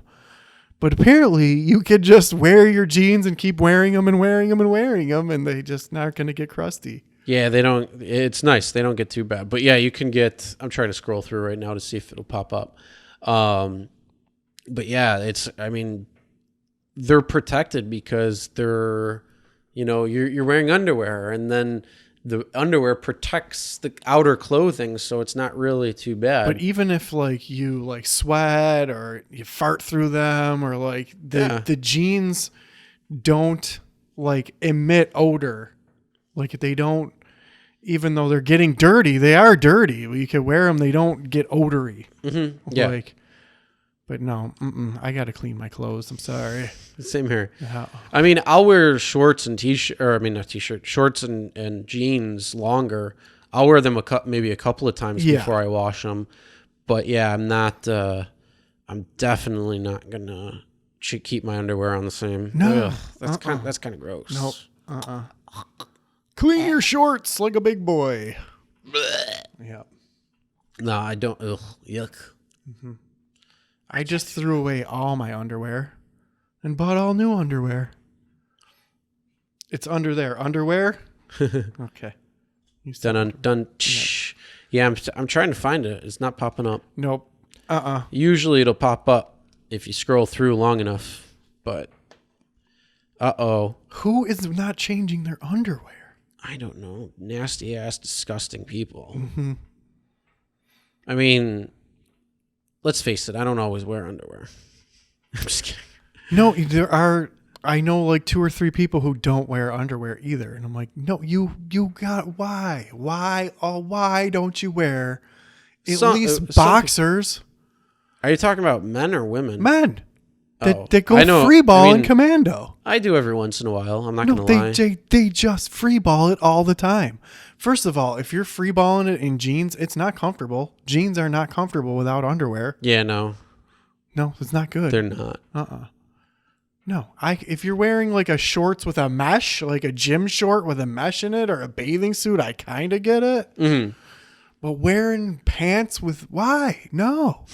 Wear underwear and change your underwear. Yeah, definitely. God. There's a girl that we know that doesn't usually. Well, that's fine. Good for her. That's fine. Yeah. Easy access, I guess. Well, look at her. Yeah, I guess so. They're free balling it around. You're free clamming it. Yeah. Free clamming. So anyway, if you go to Urban Dictionary and you look up road clamming, you will definitely find road clamming, a nice entry by a person named Jabortion. I don't know who that guy is. I know who that guy is. But he definitely entered into the Urban Dictionary about road clamming. So if people don't know what road clamming is, head over to Urban Dictionary. Check it out on Urban Dictionary. It's kind of funny. And change your underwear, please. God. Oh, I'm so mad that they don't have any, like it's not popping up. Who's not changing their underwear? I don't know. I didn't even want to read the article because I'm just like, that's fucking weird. Like you know what? It's probably like one of those articles that's not even a real article and it's bullshit, and they just make the title to see how it goes. Mm-hmm. I don't know though. I didn't read the article. I don't want to because I just kind of get grossed out thinking or seeing that. I'm like, yeah. I don't know why people have to practice trickery. Because it's a study. We're being scientific. Yeah, I guess so. Just change your underwear. In fact, today after my walk, I wasn't even really, I walked to one falls and then walked to another falls. I wanted to change my underwear only after half a day. So who's going 2 and 3 days? Oh my God. Public service announcement, people. Change your underwear. All right, well, here's my question. So I bought deodorants without the... Have you ever looked into all this stuff that's in like your cleansing products? I think it was you who convinced me. I told you that, yeah. You did. Mm-hmm. So ever since then, I've been trying to buy... I bought a biodegradable cleanser for cleaning stuff. And then... Because you can't get rid of everything all at once. Or else you spend a fortune on replacing all the things. Yeah. So one at a time, I try to replace things. I got like simple things like an all-purpose cleaner. I got like biodegradable all-purpose cleaner that's natural instead of getting the chemical kind. Yeah. Well, it's certain chemicals that are Yeah. testosterone inhibitor. But cleaning products are a big thing. Yeah, because everything. like that Swiffer shit is so fucking bad for you. Yeah. And it's so bad. Yeah. So like there's a ton of stuff that I'm like, wait, I'm going to try to switch to natural. Plus you don't know, like, does it affect like, the water table, or it may not affect you chemically, like hormonally. Maybe it affects the hormone. Think of it this way. If you go and eat a donut today, yeah, it's bad for you. Yeah. And it's unhealthy. And if you eat too much of it, you could get fat. Yeah. But you eat that donut today and you look at yourself and you're like, nothing changed. Yeah. But then you start eating that donut tomorrow. Yeah. You eat the same donut, nothing changed. But now you start eating the same donut every day for 6 months. And then you look at yourself after 6 months from today to 6 months from now, and you're going to see a big change. So it's not something that happens and something that you notice. But maybe you could get like sluggish. Maybe you're going to get tired. Our diet is absolutely horrendous. Yeah. I'm trying to, sugar is so addictive. It's so fucking crazy. So, I'm trying to break that cycle of eating sugar. I'm trying to break that cycle of eating bad and processed food. I'm trying to go natural, where it's fruits, vegetables, berries, meats, trying to go more to the primitive diet and escape from that. And then I want, for the cleaning products, the same thing. I want them to be plant-based. I want them to be biodegradable. I want them to be healthy, something that's good. Even your cleansing products. Yeah. So like your personal body wash, that's what I did. Your shampoos, a lot of those are estrogen producing, testosterone inhibiting. Yeah. So for guys, guess what? It's kind of making you a little bit more girly. Well, so first thing I did was get new deodorant. But it's more expensive, but who cares? It's worth it, right? Mm-hmm. So then I got new soap. And I got good soap. And I'm actually really happy with the soap, because it's the first kind of deodorant I got. It only lasted like 4 times putting it on. Mm-hmm. And it was all like, it was like using like Elmer's paste. And it was expensive, and it didn't last, and it didn't really work. So I switched to a different deodorant that lasts. The actual stick lasts longer, and it's not. But the antiperspirant kind of the product that I switched to, the actual antiperspirant kind, that's the same thing. It only lasted like 4 rolls, and it caused my armpit hair to be like braided like Rastafari, and I couldn't even wash it out with a washcloth. So the antiperspirant is good though, and it lasts a long time. I don't know if I'm stinky though. I hope not. I didn't notice anything. All right, good. Well, you're gonna be my person if I ever be like, dude.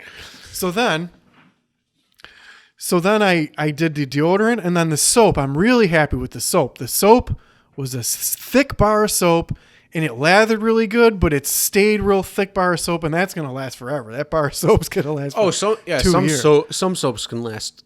Yeah, like other ones just dissolve in water after 2 times. So I got good soap. Now then I got all-purpose cleaning product. Now I got to find shampoo, because who would have thought that shampoo? Yeah, a lot. I mean, it's crazy. Yeah. A lot of your stuff. So, I mean, here's the thing. I'm always an advocate for saying anything that we used to do is going to probably be better than what we're doing now. Yeah. At least on a lot of things. That's right. Same thing with the laundry detergents, because guess what? Your laundry detergents you're wearing all the time. Yep. So the chemicals that get on your clothes, you're going to be brushing up against them all the time. Yeah. All of the time. And I mean, so just stop wearing clothes, people. Yeah. So, you want to hear something really crazy? My friend who I went to high school with, and I kind of just started talking to again, she just got, what is it? Hold on. It's like appendicitis, but it's not. It's, That's weird. Hold on. It's like it's appendigitis. Okay. So I don't even know what that is. And her doctor didn't even know what it was. She said that that her doctor is so uncommon, didn't know, and had to Google it and call a surgeon to find out what that disease is. Wow. So figuring out if she's going to need surgery or not. So she's changed her diet, and she's cutting off processed foods, anything with like grain and sugars. So I told her, I'm like, well, you don't have to necessarily cut off grain entirely. Go on Amazon and get European pastas and flour, because they process their wheat much differently than the way we do over here, because it's so genetically modified. So like, no, it's not genetically modified. What they're doing is stripping out all of the nutrients so that they can store it. That's what I found out from. Well, I couldn't understand why all of it's still genetically modified. Yeah, but yes. I am so annoyed with people who keep saying everything is genetically modified. Listen, any agricultural item, no matter where it is in the world, is genetically modified. We're modifying it to make more. If you modify something just to make more, or you want to breed something in or out, that's genetic modification. The problem that people are having is they're doing it in a scientific way where they're changing the actual genome and things in the genome to make it either drought resistant, or so they're changing things that way, and they don't necessarily know how it has an effect on everything. But everything is genetically modified. It's the wrong terminology that you should be that's being used. Yeah, it makes me really upset because people are like, okay, well, it shouldn't, but the way it's making me upset because they're like, the way our grain is much different. Yeah, but it's than not the way because Europe's of, is. It's not because of genetic modification. It's because what they're doing is taking out every part of the grain that is any part of it. Like they're leaving just the husk so that they can. I couldn't figure out. I'm like, why? So when you look at a cereal and it says fortified with vitamins, right? Yeah, because that's what they have to add it in. They add the vitamins back in, and you think, oh, they make it sound like that's good. Like, oh, we're adding extra vitamins in it for you, but that's not good. They're adding not good vitamins. They're taking all of the. Well, they're taking everything out, but putting it. So I couldn't. But that's the same thing. If you look, so if you look at like juice drinks, and it says like people are like looking at these juice drinks like Mott's or like apple juice or whatever, and when it says contains 100% juice, that means it contains 100% juice. But here's the thing: they say, oh, it says it has sugars in it. Well, no shit, because fruit has sugar in it, and when you press it and make it into a juice, you're concentrating all that sugar into the juice, and you need a lot of it. So yeah, you have that. But if you look underneath where it says added sugars, it'll say 0. And that's the same thing. Like if you look at like Pepsi or Coke, everything says added sugar because it's the way that nobody knows how to read the actual nutrition facts because the way that they're wording it, it's like reading legal jargon. You don't know legally, like legal speak, like contract speak and what lawyers do, because it's designed so that the average layperson doesn't know what it is. So even though it's on there, they can just be like, oh, it don't matter. It's the same thing with like artificial flavors. Like if they take it out and they put it back in, that's considered an artificial flavor, even though if they take it out to put it back in. Right. So with the issue that I had was that, so in our country, the way that they're processing the stuff is they take all of the nutrients and everything out of it and just leave like I cannot remember the term, but it's not zygote. It's something like that. It'll leave just the membrane of it. And I was like, well, why would they do that? Why? I don't understand why they would take all the good stuff out of it. It's so you could store it. You can store it up to like 60 years or something crazy. So that's why. It's so that you could process it and store it and then use it when you need it. But then you got to, that's why they have to add all the crap. So you're eating garbage. You're eating artificial garbage. So you're right. Going to the diet where you're like, so before this week, because this week I I had to go out of town and I didn't eat properly at all. I was eating junk food and I don't feel good. Like I don't feel as energetic God, as I no, did. you don't. Yeah. Because your body has to spend so much because it's complex chains. It's complex chains. So the thing is the whole thing with that being a complex chain is your body has to spend so much energy trying to pick away at it to break it down, when if you have simple things like meats or fruits or vegetables, they're much simpler, so it's easy to break down, so it goes right to energy, and or it goes right to storage or protein or whatever the body needs at the time. It can go towards that. Yeah. But again, you still don't want to eat too much of that stuff. You want to eat enough where Yeah. you're full, but not overfilling. So yeah, my whole this week was not good because I ate, fast foods and I started getting like mild heartburn again. So, but the week before that at work, everyone's like, well, we're having subs. I'm like, well, I'm not going to have sub. And they're like, why not? Our work is buying us free subs.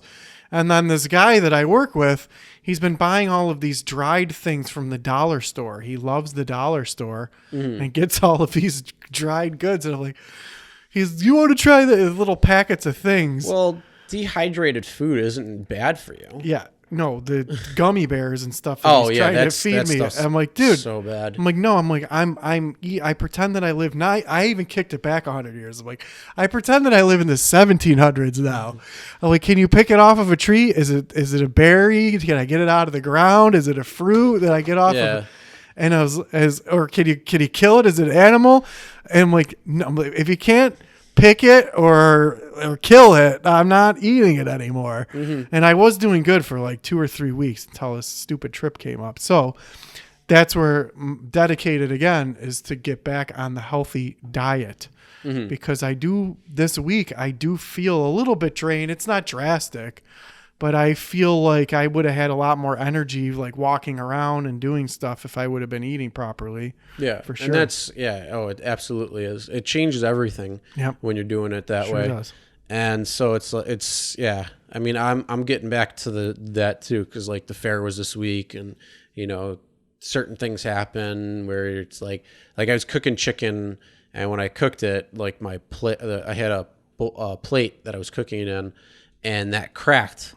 So I'm like, fuck, I can't eat that because it's cracked and it's glass. Yeah. So I'm like, I can't eat that now. So I have to go I had to go to like Five Guys, which, I mean, it's good food, but and then you go out. And You're hilarious. I ate Five Guys too. It's good. Well, I've only been there once. Five Guys is good. And then I was like, on my road trip, I'm like, okay, I pull in, I'm in Zelienople, Pennsylvania, or some weird place like that. I'm in the Hempfield Highlands. I would have gone to Hardee's, but that's me. Well, I couldn't find a Hardee's. I didn't see that. But I pulled in and there's Chipotle. I'm like, okay, I'm going to go to my go-to Chipotle. Like, nope. I'm like, I'm going to Five Guys. And it was a good burger. Yeah, Five Guys is good. And it's not, so the meat is probably good beef. It's just the bun.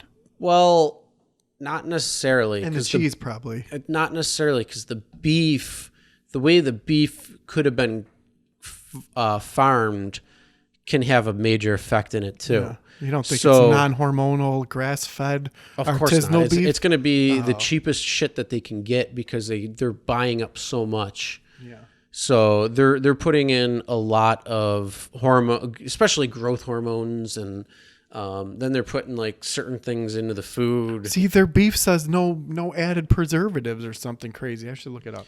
I mean, well, you can go and look at. They've done like third-party studies and rated everything, and I think Five Guys had the best rating out of everybody, or maybe it was Wendy's. I don't remember. No, we have a huge problem with all of the. Oh, the beef is absolutely horrible.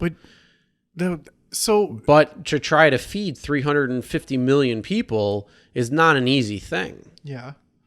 I mean, the problem is, too, the cows that you see today are like 3 times the size that they're normally supposed to because of all the freaking hormones and shit. No, it's high fructose corn syrup is in everything. Getting away from the sugar, though, is the biggest thing. Oh, God, yeah. It's difficult, like, because there's sugar in everything. You're like, oh, I'm going to get this yogurt. A cup of yogurt's pretty good. And then you're like, oh, 15 grams of added sugar? What? Why? In yogurt? Like, oh, man. So, yeah, I'm looking up right now. There's Consumer Reports that says most burger chains get failing grades for antibiotics use. Oh, I'm sure. And that's what they're talking about with meat and poultry raised without antibiotics. Well, we can't have the plague taking out all of the chickens and beef. Like, so if they got the plague and killed all the cows, then you don't get beef. So you can have no beef, or you can have beef with antibiotics. One who got an A was Shake Shack and BurgerFi. Okay. So this is new. I didn't see those two on there because the highest used to be D-. And now they got A's. So they must have changed their stuff and getting good burgers now. Did they lowered the standards? No, they didn't change. They just They're like, a little antibiotics is okay. Wendy's is D-. F is McDonald's, Burger King, Sonic, Jack in the Box, Hardee's, Whataburger, Carl's Jr., Five Guys, Culver's, Steak and Shake, In-N-Out, White Castle, Checkers, Crystal, Smashburger, Freddy's, Habit, Rally's, Fuddruckers, A&W, Jack's, and Farmer Boys. Okay, but why though? Just the tests that they did. So What tests did they do? They were testing for the issues because of the high use of antibiotics in the beef industry. This year's chain report zeroed in on beef burger-focused restaurants. Companies went survey in their responses, along with public statements. Website calculate the score. BurgerFi and Shake Shack, which both received A ratings for their beef sourcing policies. 100% of the beef so is those served are tests raised without antibiotics. Okay. Of the their 23 policy. burger restaurants, 22 received Fs, meaning they gave no indication of having a policy that limits antibiotics in the beef they so serve. these aren't. This is this not, isn't actually this is a tested. survey. Okay. No, this isn't tested. It's they called the restaurant and says, "What's your policy on antibiotic beef?" And they're like, "What policy? What does that mean?" Yeah. So Cool. I mean, but the thing is, it's like, hey, you're going to get your beef where you can get your beef. Well, that's the. I get it. You're going to be That's looking the whole for a profit. problem. It's like that's the whole issue. Is it's such a horrible issue. But what are you supposed to do? Like, not just we're gonna switch to. You know what I'm gonna have to do. This is gonna buy acres and acres worth of land, and then make sure that all the soil is tested, so it's all natural soil and there's no Love Canal chemicals in the soil, and make sure that it's all good. And then we're going to try to do our best to filter all of the air and all of the water and make sure that we have 100%. I mean, in fact, what we have to do is build a biodome. You can't hold on. You can't safeguard everything, but you can limit your exposure to things by doing certain things. We could build a biodome. You're taking the right steps. So you change your cleaning products, change your personal care products. You know, I don't know if you changed your laundry detergent yet. Not yet. But you're changing. I can't find one. You're changing these. I think Seventh Generation is probably one of the better ones. Right. I actually use the free and clear stuff. Okay. I'm going to look into it more, but I'm actually probably going to start making my own. Well, there's a website that rates all of everything. I found a website, and it's like it rates all of the chemicals and everything, like legit. Yeah. And there's a few websites. I forget what it's called, but it's like it's a legit website. It's not like a, downtherabbithole.com. Yeah, but it's not even like so there's companies that do testing. I was going to use one around here, but I'm not going to say their name, but they do testing and they do all the physical tests. Like, how many times? There's quite a few companies that do that. Yeah. So this website that I found is like a legitimate one, and it has find the everything website on and there. let us know so we can let all of our listeners know. Yep. And watchers. Yep. And they have but I have not taken the time to look up what a good detergent would be. Yeah, I think I'm gonna start making my own, because you can use like baking soda and a couple other things. So there's like limited to no products in there, and they clean clothes, and they're gonna have like much better. It's gonna look a lot better. They're gonna feel better. Yeah. So I'm gonna start doing that, and then I mean it's just all about limiting the exposure. Well, because the other thing is 100% change. No. Well, we're sitting in the chemical chair, so it's like you can't. We have chemical. We're talking into chemicals right now. Yeah, we've got chemicals on our ears. Everything is chemical, but it is. it's if it's a good chemical or not.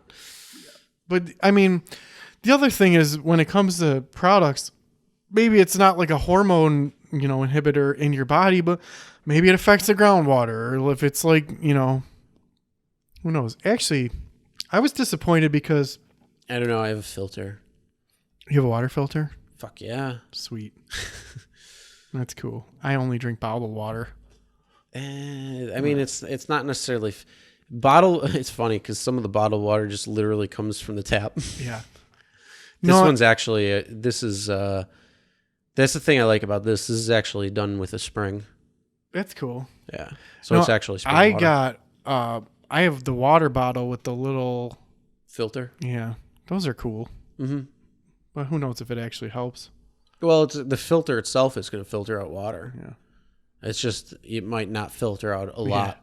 Like there's certain things that'll get through. Yeah. But like you could do like reverse osmosis. You could do distilled. Like drinking distilled water is actually pretty good because it is. I thought it was bad for you. No, everything's taken out of it. I thought it was bad for you. No. You can drink distilled water? Yep. What? Mm-hmm. Huh. I thought it was bad for you. No, you can drink it. You don't want to drink ionized water. Oh. Because like ionized water is like pure H2O, or as pure H2O as you can get, and that'll actually suck the moisture out of you and can burn like your insides. So like when you look at water, it's not H2O. It's like a lot of things that are in it. But yeah, you can drink distilled water. It's fine. Oh, okay. And the only thing, if you want, is you can add things like calcium carbonate, magnesium, and other like minerals back into the water if you want. And then that way it'll be fortified. You'll fortify it with minerals, because what distilling does is it boils the water, so you get the steam, and it leaves everything behind. So any contaminants, any like viruses, any nutrients or minerals or pills or anything that's still in the water stays in the distilling pot. And then the steam, which is just pure water, then goes and then recondenses back in, and that's how you get distilled water.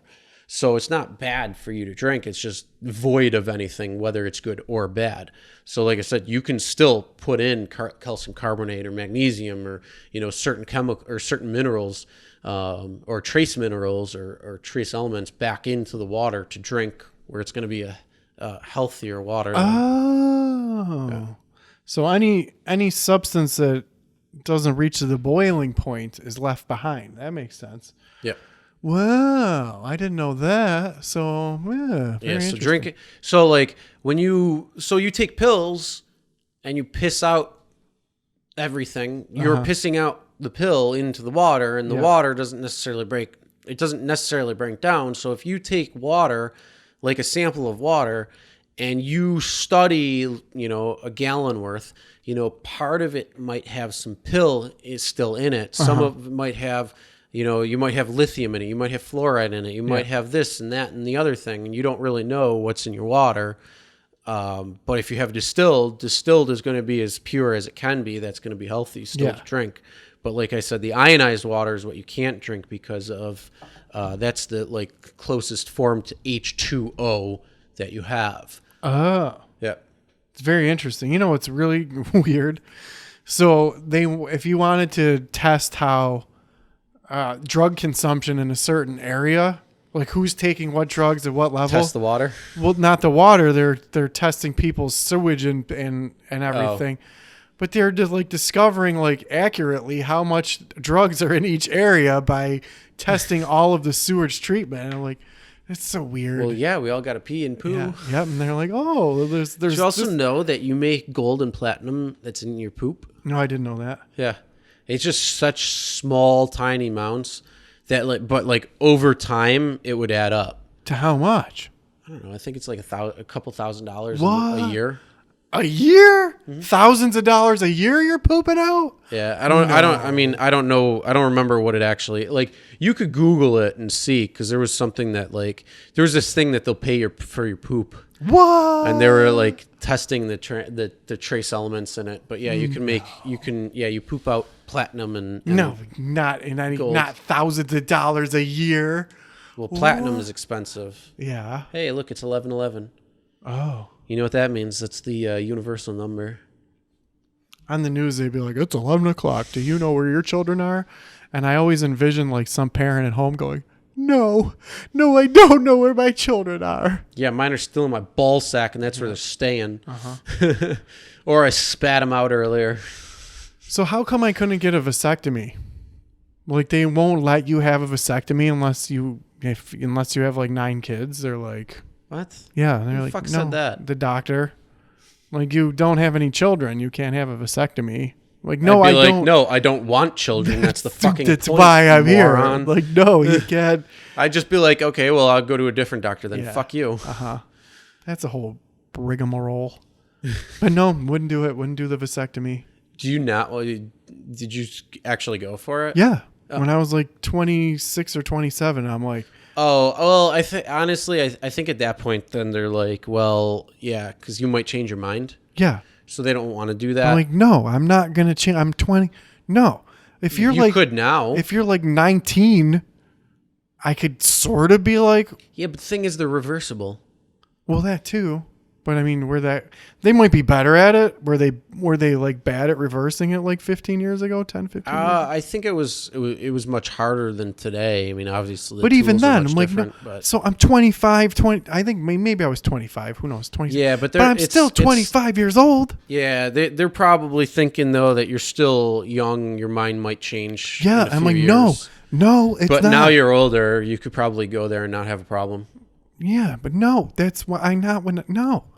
Yeah. I was like, I'm in my 20s. I'm 25 years. I was yeah. probably 26 or something. Let's say 26. And I'm like, and they're like, Oh my God. No, we're not. No. I'm like, what? I'm 20. I'm not going to change my mind. Yeah, but you don't know. It's like somebody who gets tattooed. And No, they're like, I do "Oh, know. You don't. You could, yeah, but that's the thing. You don't know because the future hasn't unfolded, and you might have met a really good girl, and you're like, you know what? I kind of want a kid. No. Let's see. No. But that's the thing. You don't That's know. what I told the doctor. I'm like, no. Yeah, but You don't might know. say that. You can't. You don't. But No, the you thing can is, say that you for don't know yourself, the but future. you can't say that for me. No, you just simply you don't know the future. No, you don't know your You future. thought you were going to be in sports for as long. You thought that's what you didn't think you would smoke, and then all of a sudden you started smoking. Then you didn't think you were going to quit, and all of a sudden you just quit. Yeah. And then you didn't. You didn't think you'd get into meditation. You don't know what the future unholds. Nobody does, and anybody who thinks that or says that they know what the future will hold, even for themselves, is full of shit. So I'm not in control of me having children, is what you're saying. I just have I'm just no saying, control over it. No, I I'm just saying gotta, you, I gotta have to you have children. don't, at that time, you have no idea what the future may hold. Yeah. You don't know that maybe one day you'll change your mind and say, No. hey, you know what? Maybe I do No, want I a kid. do. No, I do know that. No, you don't. So you can say that you don't know whether you're going to change your mind about having kids. No, you. But no, you I'm can't say saying, that you know that I'm not going to change my No, mind because I'm I not know talk- that I'm not going to change I'm my not mind. talking about that, but you don't know. No, I do know. You don't. I do. All right, I'm almost done with it. 40. I'm done with this. I know. I'm almost 40 years I'm old. not and I saying haven't right kid. now. I'm saying at that age, something I can did. happen. But here's the thing.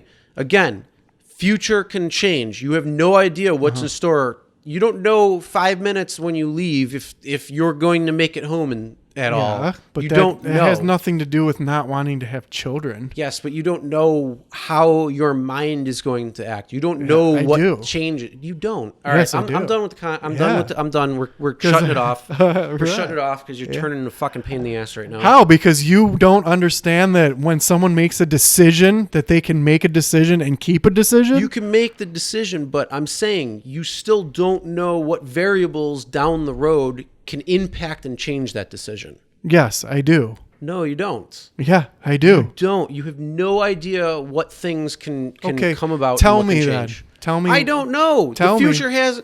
Dude, I'm done. Yeah, All right, tell I'm me done. what's going to change my Have a good mind night, about everybody. having kids. See you guys. Sorry No, we had to close I'm on not this done. Yeah. problem.